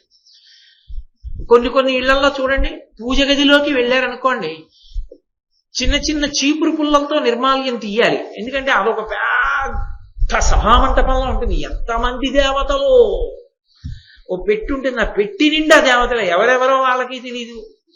అంతమంది దేవతలు, అందులో ఈయన చిన్న పూలు ఇన్ని పట్టుకుని ఇలా వేసేసి లేచి వెళ్ళిపోతారు. ఇంకా ఆవిడ పొద్దున్న లేచి నిర్మాల్యం తీయడం అనమాట. ఆ చీపురు పుల్లో అగరత్తు తిరగేసో ఎత్తుతూ ఉంటుంది. అవన్నీ ఈ విగ్రహాలన్నీ కంగు పడిపోతుంటాయి. ఒక్కొక్కసారి విసుగొచ్చి అన్ని తీసి పళ్ళెల్లో పెట్టేసి తీసేసి అదేంటి అలా శుభ్ర విగ్రహాలన్నీ మకిలి పట్టేసాయండి. చింతపండుతో తోముతున్నాను ఒక నేను వాళ్ళ ఇంటికి వెళ్ళినప్పుడు నేను హడిలిపోయాను. అమ్మ నాయనో, విగ్రహాలు మకిలి పెట్టి చింతపండుతో తోమితే వీళ్ళింట ఈశ్వరుడు లేడు. స్వామికి ఇవాళ అభిషేకం చేస్తున్నామండి అంటే ఆ ఇంట ఈశ్వరుడు ఉన్నాడు. స్వామికి పూజా మందిరం శుద్ధి చేసుకుంటున్నాం అంటే ఈశ్వరుడు ఉన్నాడు. విగ్రహాలను చింతపండుతో తోముకుంటున్నాం అంటే అది విగ్రహం చింతపండుతో తోమితే ఈశ్వరుడు ఉన్నాడు అందులో. ఇంకెక్కడ ఉంటాడు? శృంగగిరి పీఠాధిపతులు భారతీ తీర్థ మహాస్వామి, చంద్రశేఖర భారతీ మహాస్వామి వారు అలా వెళ్ళిపోతున్నారు. శిష్యుడు సాలగ్రామాన్ని పట్టుకుని ఉత్తరీయం పెట్టి ఇలా తోముతున్నాడు. ఆయన అన్నారు, ఏం చేస్తున్నావు అన్నారు. సాలగ్రామాన్ని తుడుస్తున్నానన్నారు. సాలగ్రామం అంటే ఏమిటన్నారు ఆయన. శివుడు విష్ణువు అన్నాడు. మరి అది ఆయన శరీరం కదురా, అలాగా తుడుస్తావు. నిన్ను తుడిస్తే అలా స్నానం చేశాక మృదువుగా తుడవరా, అదేం తుడవడం, ఇలా తుడిచేస్తున్నావు, వాళ్ళ ఒళ్ళు కందిపోతుందిరా అన్నారు. యద్భావం తద్భవతి. నీ భావన చేత పరమేశ్వరుడు ఉంటాడు. నీతో చింతపండుతో తోవించుకోవలసినంత దరిద్రం ఆయనకి లేదు. కాబట్టి భాండ శుద్ధి, పాత్రలన్నీ అంత శుద్ధిగా ఉంచుకుంటాడు, చక్కగా అమరికగా పెట్టుకుంటాడు. కాబట్టి ఇమ్ముగా ఒకనాడు ఏమర, ఒక్కనాడు కూడా ఇల్లు చక్కగా ఉండకపోవడం అన్నది ఉండదు. ఇవన్నీ పనివాళ్ళు చేస్తున్నారు అనుకునేరు. ఆవిడ ప్రధానంగా తన పతులు తిరిగే మందిరాలు తానే సిద్ధం చేసుకుంటుంది.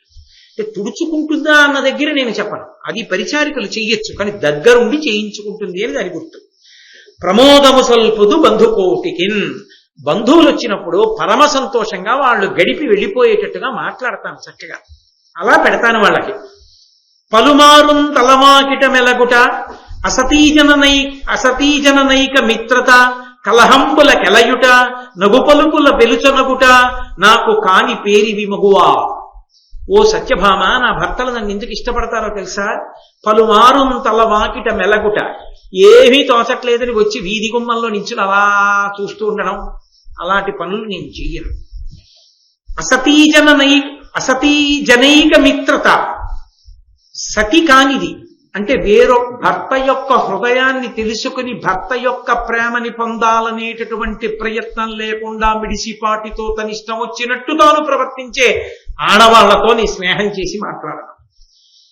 కలహంబుల కెలయుట, దెబ్బలాటలకు వెళ్ళడం, గట్టిగా అరవడం, మాట్లాడడం, అలాంటి పనులు నేను చేయను. నవ్వు పలుకుల పెలచున్నగుట, 10 మందిలోకి వచ్చి అదే పనిగా ప్రతిదానికి హాస్యమాడడం నవ్వడం, హాస్యమాడడం నవ్వడం, అలా నేను నవ్వను. ఇప్పుడు ఓసారి ఏదో ఒక హాస్యం అనవలసి వస్తే హాస్యం ఆడతాను, నవ్వుతాను. అంతేకాని ఇక 24 గంటలు హాస్యం ఆడుతూ ఉండడం, నవ్వుతుండడం, దానివల్ల ఏమైపోతుందంటే అది ప్రవృత్తి అయిపోతుంది. అయిపోయి మనం ఎవరితో మాట్లాడుతున్నాం వాళ్ళ మీద అలా హాస్యం ఆడచ్చా అని ఉండదు. భర్త మీద, తండ్రి మీద, మామ మీద, అత్త మీద, గురువు మీద, బంధువుల మీద, బావగారుల మీద కొన్నాళ్ళకి ఏమవుతుంది, వాడు కళ్ళాన్ని అదుపులో పెట్టుకోలేడురా, ఇష్టం వచ్చినట్టు మాట్లాడుతుంది, వెళ్ళకండి వాళ్ళ ఇంటికి. కాబట్టి అదుపు తప్పి అదే పనిగా హాస్యం కోసం నవ్వడం, హాస్యం కోసం మాట్లాడడం నీ చెయ్యను. నాకు కాని పేరివి మగువ, నేను అలాంటి పనులు చేసేదాన్ని కాదు. ప్రయత్నపూర్వకంగా అటువంటి వారికి దూరంగా ఉంటాను. పతులిచ్చమి ఈ ప్రవాస స్థితులైనన్ పుష్పగంధ దీప్తాభరణ ప్రతతి ధరింప తద్గతమతి నగుచు తదాగమంబమది కాంక్షింతును. నా భర్తలు ఇంట్లో లేని సమయంలో ఒంటి నిండా పరిమళ ద్రవ్యాలు పూసుకోవడం, సిగలో విశేషంగా పువ్వులు అలంకారం చేసుకోవడం, మంచి మంచి భూషణాలు పెట్టుకోవడం, మంచి మంచి బట్టలు కట్టుకోవడం చెయ్యను. అలాగని శౌచం వదలను, నిరాడంబరంగా ఉంటాను. నా భర్తలు ఉన్నప్పుడు బాగా అలంకారం చేసుకుంటాను. నేను ఒక్క మాట మాట్లాడతాను. ఆమెలోని ఆడతనాన్ని చూడడానికి అర్హుడైన వాడి ముందే ఆమె అందం చూపింపబడాలి. ఆమె ఆకర్షణగా కనపడవలసింది ఆయనకి. ఆమె అమ్మగా ఎవరికి కనపడాలో ఆమెలో అమ్మతనం చూడడానికి అవకాశంగానే ఆమె కనపడాలి. అంతే, అంతకన్నా ఒక్క మాట ఇంకా నేను ఎక్కువ మాట్లాడాను. కాబట్టి నేను అలా ప్రవర్తిస్తుంటాను. అందుకని అలా అలంకారం చేసుకోను భర్త లేకపోతే. మా అత్త పృథ్వీ సమాన పృథాదేవి కుంతి భోజాత్మజ కోమలాంగి సతతంబు భోజన స్నానాదికములయం దిమ్ముగ పరిచర్య ఏన చేసి సంప్రీత చేయుదా జనవంజుడకు ధర్మతనయుని బంతి నిత్యంబు పసిడి పళ్ళెరంబులు కుడుచు బ్రాహ్మణులు అతిపుణ్యులు 8,000 సమిద్ధమతులు యతులు 10,000 వారల కనుదినంబు అన్నపానంబులర్హ సహాయనగుచు గుడికముగ ఏన కావింతు ఉచిత వస్త్రభూషణాదుల పరితోషముగా పునర్తు. ఓ సత్యభామ, మా అత్తగారు కుంతీదేవి, ఆమె పృథివీ సమాన. భూదేవికి ఎంత ఓర్పో మా అత్తగారికి అంత ఓర్పు. అత్తగారి గురించి అంత మంచి మాట మాట్లాడింది. నేను పేరెందుకు చెప్పాలి కానీ అనపత్తి ఉపన్యాసాలు పెడుతుండేవాడిని. ఇక్కడ నాకు కుటుంబంతో పరిచయం. ఆ కోడల్ని పురిటికి తీసుకెళ్లారు, పుట్టింటివారు. ఆమె రానని మొరాయించింది.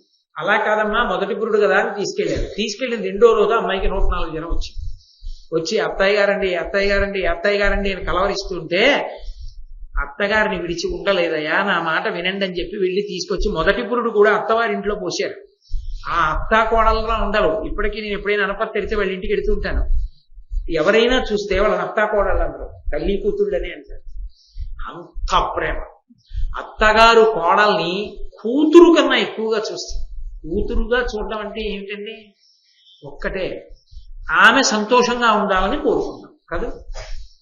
6:30 వరకు పడుకుందనుకోండి ఉదయం, ఫోన్లేదే రాత్రి నిద్ర పట్టలేదేమో, బడలిపోయిందేమో, పడుకోనిద్దు పిచ్చి తల్లిని అంటాడు తండ్రి. ఫోన్లేండి పడుకొని మనిషి గట్టిగా చప్పుడు చేయకే, పడుకుంది ఏమిటో ఇవాళ లేవలేదు పిల్ల అంటుంది తల్లి. కోడలు పడుకున్నాను అలాగే భావన చెయ్యాలి. ఆమె ఒకరి కూతురే, నిన్ను నమ్ముకుని నీ ఇంటికి వచ్చింది. నీ పెద్దరికం ఇంట్లో నువ్వు మామగారి. నీ కూతురికి ఏ భావన చేస్తావో ఆమె యందు కూడా ఆ భావనే ఉంది. ఫోన్లేదే పిల్ల ఏం బడలిపోయిందో, పడుకుంది లేవని, లేచాక అడుగుదాం, పడుకొని వండాలా, పడిపోయింది కాసేపు, ఏమ్మా ఏమైనా బడలిపోయావా, అలసటగా ఉందా అని కూతుర్ని ప్రేమించిన కన్నా ఒక్క అడుగు ఎక్కువే ప్రేమించాలి అత్తమామలు. ఎక్కడో పుట్టిన పిల్ల ఆ తల్లిదండ్రుల చేతిలో ఎంత గారాబుగా పెరిగిందో ఇక్కడికి వచ్చాక బిక్కు బిక్కుమంటూ వస్తుంది. పెద్దరికం ఉన్న నువ్వు తండ్రిలా ఆదరిస్తే మా మామగారు ఉన్నారని పొంగిపోతుంది, మా అత్తగారు ఉన్నారని పొంగిపోతుంది. తల్లిని విడిచిపెట్టిన ఆడపిల్ల ఎంత బెంగ పెట్టుకుంటుందో దాన్ని తీర్చవలసింది అత్తగారే. నీకెందుకమ్మా నేనున్నానని కుటుంబంలో సభ్యత్వాన్ని కల్పించవలసింది అత్తగారే. నువ్వు పరాయిదానివి కాదు, ఈ ఇంటి పిల్లవి అన్న భావన ఎవరు కల్పించాలంటే అత్తగారే కల్పిస్తుంది. అత్తగారు ఎడమొగంగా ఉందనుకోండి, ఆమె ఎప్పటికీ కుటుంబ సభ్యురాలు కాదు. బిక్కు బిక్కు బిక్కు బిక్కుమంటూ ఉంటుంది. ఇది ముట్టుకుంటే ఏమవుతుందో, ఇస్తే ఏమవుతుందో, పుచ్చుకుంటే ఏమవుతుందో, మాట్లాడితే ఏమవుతుందో, రమ్మంటే ఏమవుతుందో, వద్దంటే ఏమవుతుందో ఎప్పుడూ భయమే. మనం ఎవరింటికో వెళ్ళామనుకోండి, మనం నిర్ణయాలు చెయ్యంగా. అలా ఉండకూడదు. కోడలంటే వాళ్ళు ఎవరో వచ్చారు, మామయ్య గారు శ్రీరామనవమికి మీరు 100 రూపాయలు సందా ఇస్తామన్నారట, వచ్చారు కానీ మిమ్మల్ని అడిగిద్దామని ఇవ్వలేదు మామయ్య గారు అనుకోండి. ఏమ్మా 100 రూపాయలు ఇస్తే తప్పేమిట్రా నాన్న, నేను చెప్పలేదు అనుకో నాన్న, 100 రూపాయలు ఇస్తే శ్రీరామనవమికి ఏమైంది, బంగారు తల్లిని వాళ్ళ బెంగ పెట్టుకోకండి, నీళ్ళేనమ్మా స్వేచ్ఛగా ఇవ్వచ్చు అని. నువ్వు ఈ కుటుంబమునందు సభ్యురాలివి అని మామగారు కాదుగా ఎక్కువ మాట్లాడేది, ఆడపిల్ల కాబట్టి అత్తగారు మాట్లాడుతుంది.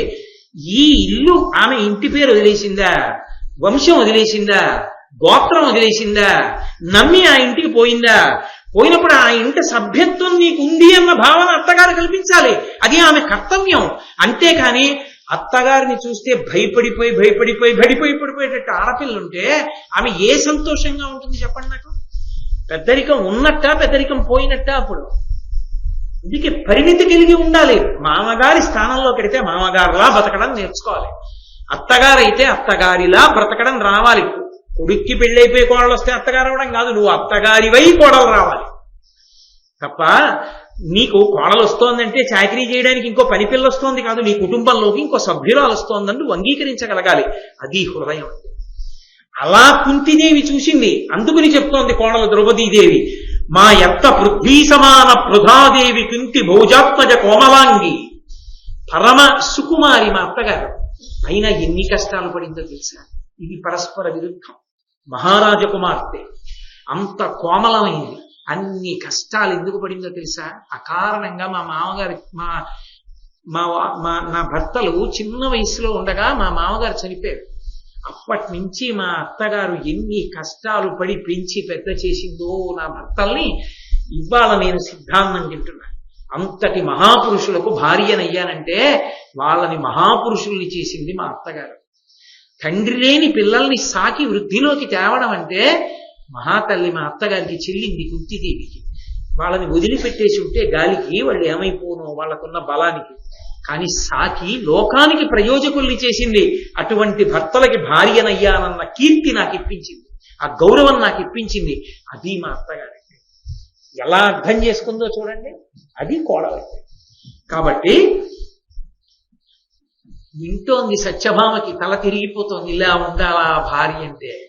నేనేమనుకున్నాను, ఈవిడేం చెప్తోంది, ఇలా ఉన్నది భార్య ఎంత పరిణతిని తెల్లబోతోంది. కాబట్టి సతతంబు భోజన స్నానాదికములయందింబుగ పరిచర్యయేన చేతి సంప్రీత చేయుదు. మా అత్తగారు పెద్దదైపోయింది.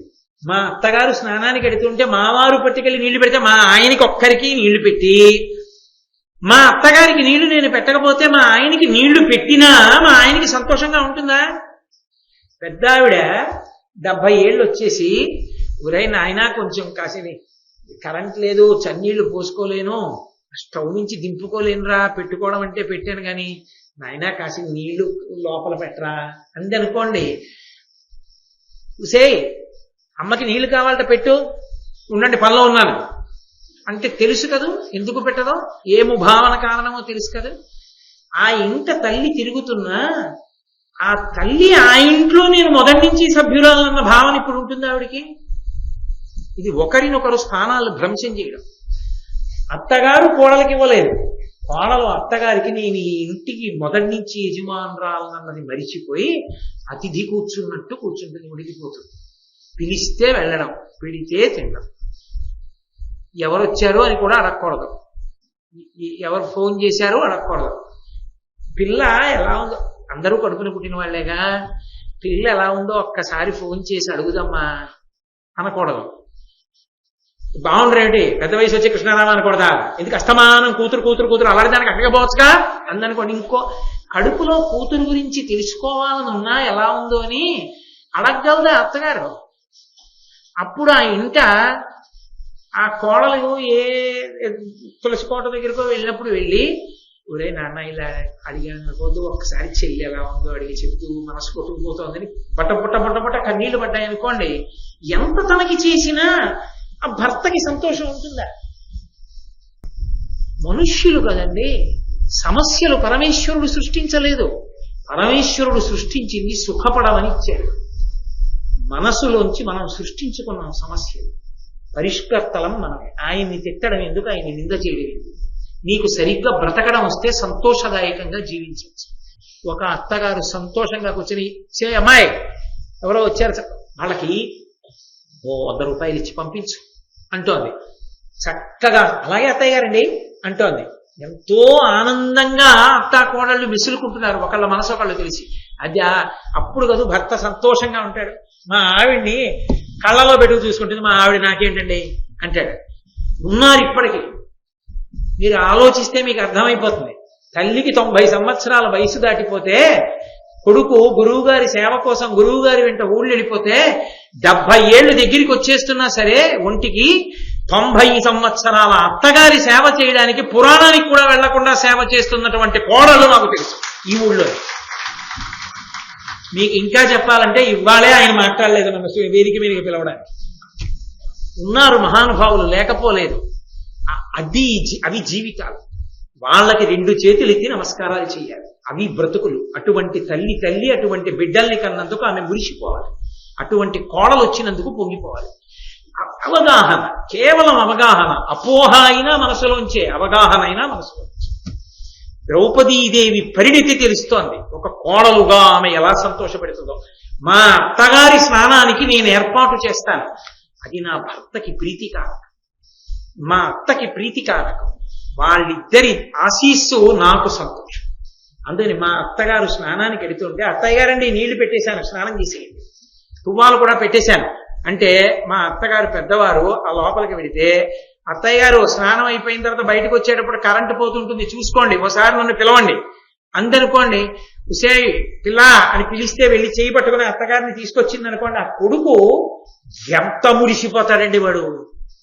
చాలరా మా అమ్మని కళ్ళల్లో పెట్టుకు చూసుకుంటోంది, ఇది ఒక్క కారణం చాలరా నేను ప్రేమించడానికి, ఎన్ని జన్మల పుణ్యము, కళ్ళల్లో పెట్టుకు చూసుకుంటోంది అనుకుంటాడు. కాబట్టి సతతంపు భోజన స్నానాధికములయం దిమ్ముగ పరిచర్యయేన చేసి సంప్రీత చేయుదు. ఆవిడ వయసుకి తినేది ఒకటి ఉంటుంది. అందరికీ కలగలిపి ఉండేవాడు జీతానికి ఉండేవాడు, వాడి ఇష్టం వచ్చినట్టు వాడు వండుతాడు. ఆవిడ ఏం తింటే జీర్ణం అవుతుందో తెలిసి ఉండవలసింది కోడలు. ఇలా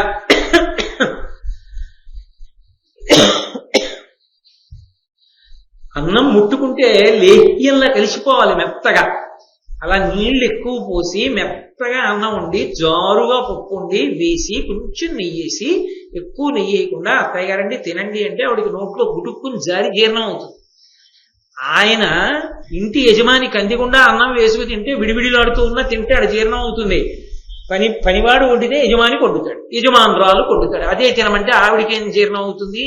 ఓ పూట తిని 3 పూట్ల కడుపు నొప్పితో కూర్చుంటాడు. నువ్వు దేశాలకి సేవ చెయ్యక్కర్రా, ఇంట్లో ఉన్న ఒక్క ముసలావిడికి ఆవిడ తినడానికి యోగ్యమైంది ఒక్కటి నువ్వు వండి పెడితే చాలు, నీ ఒంట్లో ఓపిక ఉన్నందుకు సార్థకత. ఏ ఇంటిని ఆ ఇంట్లో వాళ్ళు జాగ్రత్తగా చూసుకుంటే వృద్ధాశ్రమాలు అక్కర్లేదు, విరాళాలు అడగక్కర్లేదు కాదు. అంతకన్నా ధన్యత ఎక్కడుంది లోకానికి? కాబట్టి ఆవిడంది, జనవంజుడకు ధర్మ తనయుని బంతి నిత్యంబు పసిడి పళ్ళెరంబుల కుడుతు బ్రాహ్మణులు అతిపుణ్యులు 8,000 సమిద్ధమతులు ఎదులు 10,000 వారల కనుదినంబు అన్న పానంబుల రహ సహాయనముచు ఉడికముగయేన కావింతు ఉచిత వస్త్రభూషణాదుల పరితోషముగననత్తు. నా భర్త ధర్మరాజు గారి భోజనానికి కూర్చుంటే ఆయనతో పాటుగా 8,000 మంది బ్రాహ్మణులు భోజనానికి కూర్చుంటారు. వాళ్ళు ముందు పరిశేచనం చేసి తింటే తప్ప నా భర్త తినడం. అంతకన్నా ముందు 10,000 మంది సన్యాసులు తింటారు. సన్యాసులు ఒకలా తింటారు, ఉప్పు కారం అక్కర్లేదు వాళ్ళకి. బ్రాహ్మణులు ఒకలా తింటారు. బ్రాహ్మణులు ఎలా తినాలో అలా వంటలు సిద్ధమవుతాయి, అవి చేయిస్తుంది ఆవిడ. సన్యాసులకి ఒకలా. ఎవరెవరికి ఎలా పెట్టారు పాత్రలు, ఎలా వడ్డిస్తున్నారు, ఎంత జాగ్రత్తగా వడ్డిస్తున్నారు, ఎలా మారడుగుతున్నారు అన్నీ చూస్తారు. కంచి కామకోటి పీఠాధిపత్యం వహించినటువంటి మహాపురుషులు చంద్రశేఖరేంద్ర సరస్వతి మహాస్వామి గారు ఒకానొక సమయంలో కంచి కామకోటి పీఠానికి ఉన్నటువంటి వేద పాఠశాలలోని విద్యార్థుల్ని ఒక ఇంటికి పంపవలసి వచ్చింది. ఒక 10 రోజులు. 10 రోజులు అయిపోయిన తర్వాత స్వామి తిరిగి వచ్చేశారు కంచి. తిరిగి రాగానే ముందు వేద విద్యార్థుల్ని పిలిచారు. ఏరా మీకు అన్నం పెట్టారా అని అడిగారు. పెట్టారండి. ఎలా పెట్టారా? పప్పు వేసిన తర్వాత ఊరుకున్నారా, ఇంకొంచెం పప్పు వేసుకుంటారా అని అడిగారు. స్వామి పప్పే కాదండి, ఏదైనా సరే వేసి మేము కలుపుకున్న తర్వాత ఇంకొంచెం వేసుకోండి, బావులేదా అని అడిగి వేసేవారండి అన్నారు. వెంటనే యజమాన్ని పిలిచి వరం ఇచ్చారు. ఏడాదికి ఒక రోజు కామాక్షిని ఇంటికి వస్తుందని. ఇప్పటికీ వెళుతున్న వాళ్ళ ఇంటికి ఎవరో కాదు, శంకరగా. అది వడ్డనంటే, అది శ్రద్ధ అంటే ఆ పెట్టడంలో 8,000 మందికి బంగారు పాత్రలు సిద్ధం చేస్తుంది బ్రాహ్మణులకి, 10,000 మంది సన్యాసులకి ఆకులు సిద్ధం చేస్తుంది కడిగించి. దగ్గరుండి చూసుకుంటుంది. ఒక్క జాము నిద్రపోతే గొప్పనేనని చెప్తున్నారు.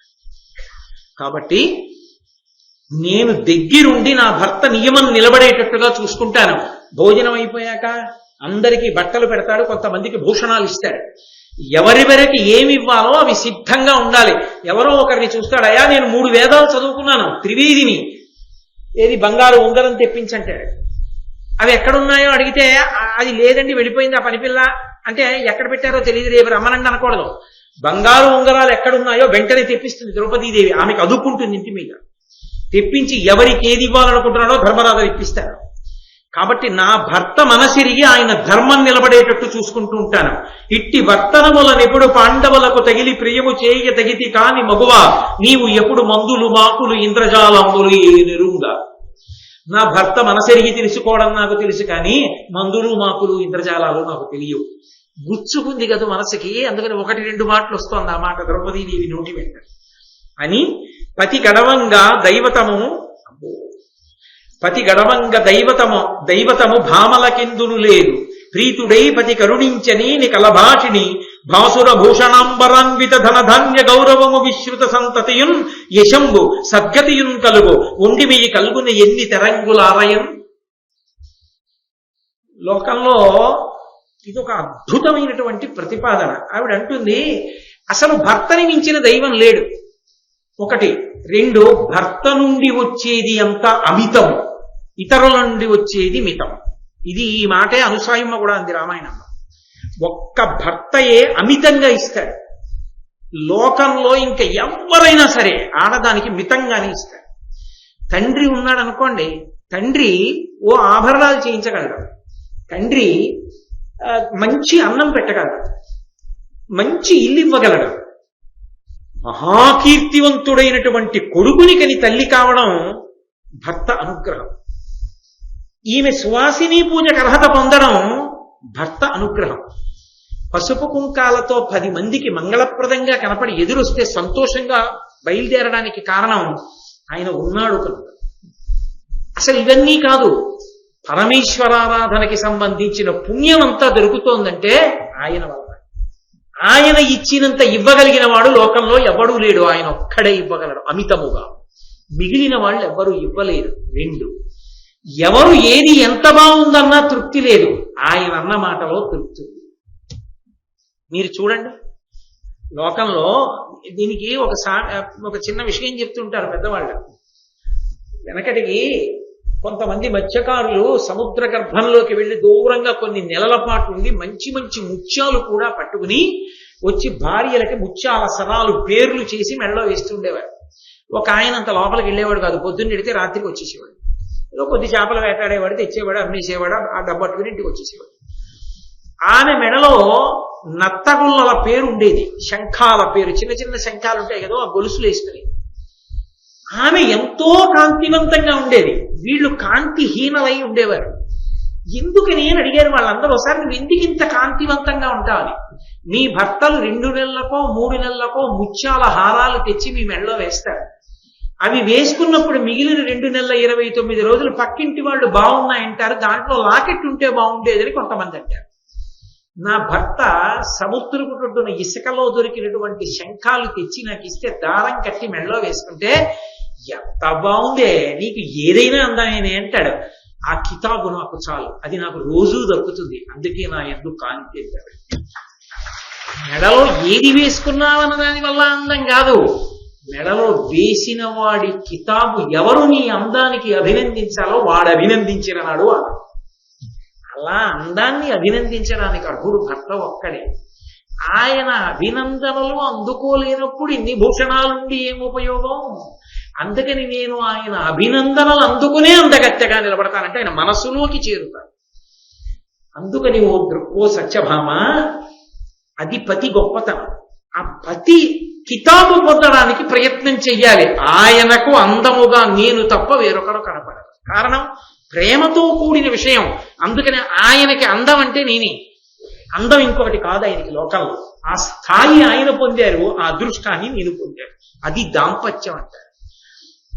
కాబట్టి కరము దుఃఖపడినగాని యొక్కింత సౌఖ్యంబు ధర్మగతియు కలుగదిందు చూడు మబల భర్తృ శుశ్రూష ఫలము సంతత శుభంబు కలదు ధర్మముదవు. లోకంలో చూడు సత్యభామ, ఏ ప్రయోజనాన్ని పొందాలన్నా కూడా కొంత కష్టపడవలసి ఉంటుంది. ఏ కష్టం పడకుండా ఫలితాలు వచ్చేయమంటే ఎప్పుడూ రావు. ఓ ఈశ్వర కృప కలగాలంటే దేవాలయానికో ప్రదక్షిణం చేయాలి, ప్రదక్షిణం చేయాలంటే కొంచెం కష్టపడాలి. ఓ ఉపవాసం చెయ్యాలి, ఏ నాగుల చవితో వచ్చింది పిల్లలు సంతోషంగా ఉండాలంటే ఓ ఉపవాసం చెయ్యాలి. ఏదో తరగని కూరతో భోజనం చేయాలన్న రోజున తరగని కూరతోటే భోజనం చేయాలి, జీవాన్ని అదుపు చేసుకుని. ఏ కైలాస గౌరి నోమో చేస్తుంటే ఆ నోము జరుగుతున్నంతసేపు మౌనంగా ఉండి పసుపు కుంకాలు ఇచ్చుకోవాలన్నప్పుడు మౌనంగా ఉండాలి, నియమం పాటించాలి. ఏ ఫలితాన్ని లోకంలో పొందాలనుకున్నా కూడా కొంత కష్టపడవలసి ఉంది. అసలు కష్టమన్నది పడవలసిన అవసరం లేకుండా తన పని తాను చేసినంత మాత్రం చేత ఇహమునందు సుఖము పరమునందు సౌఖ్యము రెండూ వచ్చి ధర్మంలో నిలబడడం అన్న మూడోది కలిసి వచ్చేది ఒక్క భర్త దగ్గర. వండి పెట్టడం ఎవరి కొరకో కాదు, తన పని తాను చేసుకుంటోంది భర్తకు వండి పెట్టడం. తన భర్తకి తాను వండి పెట్టి తన భర్త తిని అబ్బా ఏం వండావే అన్ననాడు ఎంత సంతోషపడిపోయిందో. ఆ భర్త సంతోషపడిపోయినట్టు వండి పెట్టినందుకు పరమేశ్వరుడికి మహానైవేద్యం పెట్టిన ఫలితాన్ని పొందింది. పరాన్ని పొందిందా లేదా? నా పని నేను చేసుకుని ఎక్కువ కష్టపడిపోలేదు. చిన్న కష్టంతో, సామాన్య కష్టంతో నా పని నేను చేసుకుంటే ఆ పని చేసుకున్నందుకు ఇక్కడ కితాబులు, సంతోషం, సుఖం, పరలోకమునందు నేను పొందవలసినటువంటి వైభవం, ధర్మమునందు నిలబడ్డానన్న ఖ్యాతి ఇన్ని కలిగేది భర్తని అనుగమించి చేసినప్పుడే. సత్యభామ, అలా చెయ్యడం చేతనే ప్రీతి ఏర్పడి దాంపత్యం అన్నది వర్ధిల్లుతుంది. లేని నాడు ఆ దాంపత్యానికి అర్థమే లేదు. తివిని మురారి నీకొకడు తీపుగా చెప్పిన పలుకు కలిగినం కువలయ నేత్ర నీ మనసు కూడిన వారికి అయిన నిపుడు చెప్పవలదు. దాన నుండొక నెపంపు ఘటించు రిరింగిరిని నీ సమతులు కృష్ణబుద్ధి విరసంపుగ నీ దశ తత్ప్రయుక్తి చేన్. దాంపత్యంలో దాంపత్యాన్ని, ప్రీతిని సంపాదించుకోవడం ఎంత కష్టమో ఆ ప్రీతిని నిలబెట్టుకోవడం కూడా అంత కష్టం. దీనికి విఘాత కారణములు ఉంటాయి. దాంపత్యంలో అవగాహనలో దోషాలు వచ్చి అరమరికలు వస్తాయి. ప్రధానంగా ఎందుకు వస్తాయి తెలుసా? ప్రేమ ఎక్కడ ఎక్కువ ఉంటుందో అక్కడ పురుషుడు తన మనసులో మాట దాచకుండా రహస్యం చెప్తాడు. నీకు ఒక విశేషం చెప్పనా, ఇది జరగబోతోంది, ఇలా జరుగుతోందని చెప్తాడు. భర్త ప్రీతితో చెప్పిన రహస్యాన్ని భార్య తనలోనే ఉంచుకోవాలి. మా ఆయన నాకు చెప్పారని పొరపాటున ఎక్కడైనా చెప్తే వాళ్ళు మళ్ళీ ఎక్కడో అన్నారనుకోండి, మీకు ఎలా తెలిసిందంటే మీ ఆవిడే చెప్పింది అన్ననాడు నీకు భర్త చెప్పడం మానేస్తాడు. ప్రేమలో విభేదాలు వస్తాయి. నీకు చెప్పొద్దని నీ మీద ప్రేమతో చెప్పాను, నువ్వు వెళ్ళి చెప్పావు, ఎంత ఇబ్బంది వచ్చిందో తెలుసా దానివల్ల? ఎందుకు చెప్పావు అలాగా అని పెద్ద గొడవలు వస్తాయి. కాబట్టి కొన్ని చెయ్యకూడదు. ఒకానొక సందర్భంలో నేను ఆ మాట ఏదో చెప్పవలసి వస్తోంది కాబట్టి అంటున్నాను. ఒక ఆర్థిక మంత్రి తన భార్యతో అన్నాడు, బడ్జెట్ పెట్టే ముందు ఫలానావి ఎక్కువ కొనేసుకోవాలి, దాని మీద ట్యాక్స్ పడుతుంది. ఆమె వెళ్ళి చాలా ఎక్కువ కొనుక్కుంది. షాప్ వాళ్ళు కనిపెట్టారు, దీని మీద ట్యాక్స్ పడుతుంది అనమాట, రేటు పెరుగుతుందని అన్ని 4 రోజులు దొరకడం మానేసి బడ్జెట్ లో ట్యాక్స్ పడింది దాని మీద. ఎందుకు 4 రోజులు దొరకలేదు అని విచారణ చేశారు. ఆర్థిక మంత్రి వారి భార్య ఎప్పుడూ కొననని కొని పట్టుకెళ్ళింది కాబట్టి ట్యాక్స్ పడుతుందని బహుశా ఆయన చెప్పుంటాడని దాచామన్నారు. ఆయన రాజీనామా చేయవలసి వచ్చింది. మరి బడ్జెట్ రహస్యం బయటికి రాలా? కాబట్టి భార్యని నమ్మి చెప్పింది భార్య ఎందే ఉండాలి, లేకపోతే ఉపద్రవాలకు ఎడుతున్నాం ఒక్కసారి. అందుకని ఆ తర్వాత ఎందుకు చెప్పావే అని అడిగితే ఏమో చెప్పేశాను అంటే కుదరదు. కాబట్టి దాంపత్యములకు విఘాతం ఎక్కడొస్తుందో చూసుకోవాలి, విఘాత కారణములను తొలగతూసుకోవాలి బుద్ధితో. అంటే భర్త చెప్పిన దాన్ని రహస్యం ఎవరికి చెప్పకే, అన్నదాన్ని రహస్యంగానే ఉంచాలి. కాబట్టి మురారి, మా అన్నయ్య ఎప్పుడైనా వచ్చి, మా అన్నయ్య చాలా నిర్వహిస్తుంటాడు, మా అన్నయ్య నిర్వహణ చాలా చమత్కారంగా ఉంటాయి, కొన్ని రహస్యంగా చేస్తాడు. అందులో కృష్ణుడు చేసే పనులు చాలా రహస్యంగా ఉంటాయి. మా అన్నయ్య నీకు చెప్పాడు అనుకో ప్రేమతో, వెళ్ళి నువ్వు రుక్మిణీదేవికి చెప్పావనుకో, ఈయన మళ్ళీ రుక్మిణీదేవి దగ్గరికి వెళ్ళినప్పుడు ఏమండి ఇలా చేస్తున్నారట, నీకెవరు చెప్పారంటే సత్యభామ చెప్పింది అందనుకోండి, రుక్మిణి దగ్గర అవుతుంది, సత్యభామ దూరం అవుతుంది. కాబట్టి ఎప్పుడు చెప్పకే, అలా చెప్పకూడదు, భర్త చెప్పిన రహస్యాలు బయట చెప్పకూడదు. అలాగే పతికి ననుంగులైన తగు బంధుల మిత్రుల భోజనాది సత్కృతములను ఆచరించుచు అకృత్రిమ భక్తి నియుక్తి సంతతోద్ధితమతి వైచరింపము తదీయ హితేతర వృత్తులైన వారతివా భవత్ సుహృజ్జనంబులైనను గైకనకుండుమిప్పుడు. నీ భర్త యొక్క అభివృద్ధికి కారణమైన వాడు, నీ భర్త యొక్క అభ్యున్నతిని కోరుకునేవాళ్ళు, నీ భర్త వృద్ధిలోకి రావాలని సంతతము ఆలోచన చేసేటటువంటి వాళ్ళు, ఆయన గురించి పాటుపడేవాళ్ళు నీ ఇంటికి వచ్చినప్పుడు వాళ్ళ గురించి నీకు ఇష్టం ఉన్నా లేకపోయినా నీ భర్త అభ్యున్నతికి కారకులు కనుక వాళ్ళతో నువ్వు చక్కగా ప్రేమతో వ్యవహరించి వాళ్ళ గౌరవాన్ని నిలబెట్టి పంపించు. నీ పట్ల ప్రీతితో ఉన్నా కూడా వాళ్ళు నీ భర్తకి ప్రమాదం తెచ్చే వాళ్ళని నీకు తెలిసిన్నప్పుడు దగ్గరకు ఆదరించవద్దు. ఎందుకంటే నీ సంతోషాలకన్నిటికీ మూలం నీ భర్త అయి ఉన్నాడు. ఆయనకే విఘాతం తీసుకొచ్చే వాళ్ళని దగ్గరికి తీసుకోకూడదు, దూరంగా పెట్టు. కాబట్టి ఈ విషయాన్ని మనసులో సంతతము ఆలోచన చేస్తూ ఉండు. అలాగే ఏ నరుగమి ఇట్లడిగితి అని ఆవిడంది ఆ ద్రౌపదీదేవి. ఒక్క విషయాన్ని బాగా గుర్తుపెట్టుకో సత్యభామ, అసలు ఈ లోకమునందు సుఖాన్ని, పైలోకాల్లో స్థానాన్ని, విశేషమైనటువంటి పుణ్యాన్ని, మళ్లీ పుట్టవలసిన అవసరం లేకుండా పొందవలసినంత మోక్షాన్ని కూడా పురుషుడు పొందడం కష్టం. ఎందుకని? పురుషుడు సామాగ్రి తీసుకొస్తే ఫలితం రాదు. నేను తులసీ దళాలు ఇన్ని పట్టుకొచ్చి ఈశ్వరుడికి పేరు నామాలు చెప్పి వేశాను అనుకోండి, ఆయన అంగీకరిస్తాడని నమ్మకం లేదు. పత్రం పుష్పం ఫలం తోయం యోమే భక్త్యా ప్రయచ్చతి, నేను భక్తితో వేస్తే ఒక్క దళం చేరుతుంది. కానీ ప్రీతితో నా భార్య నాకు పెట్టిన అన్నం మహానైవేద్యం అయిపోయింది. నా పని నేను చేసుకుంటూ భక్తితో నిలబడితేనే నాకు పుణ్యం. ఆమె ప్రేమతో నాకు చేసినంత మాత్రం చేత విశేషమైన పుణ్యాన్ని కూడా మూటగట్టుకుంటాను. ఆ పైన తాను భగవంతుణ్ణి సేవించింది అనుకోండి, ఏదో రామకోట రాసుకుంది, అందులో ఫలితం భర్తకి లేదు. నీకన్నీ చేసి తను రాసుకుంది, నీకెందుకు అందులో భాగం ఇవ్వరు. కాబట్టి ఒక ఆడదానికి ఇంత వైభవాన్ని ఇవ్వగలిగిన వాడు భర్త. ఆ ధర్మం మనసులో ఉన్నప్పుడు భర్తని ప్రేమించకుండా ఏ ఆడది ఉండగలదు.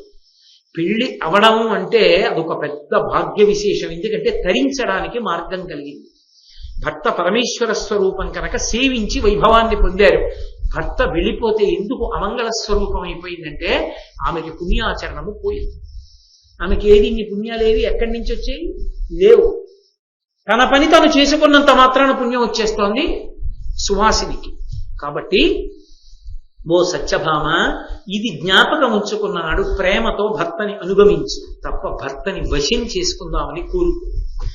అంటే సత్యభామంది, ఏ నురుగమి ఇట్లడిగితి నా నేరమి సైపవలయు నగవుగగునుమీ మానిని నా పలుకులు సన్మానితం భవచ్చరిత్ర మహిమ ధరిత్రి.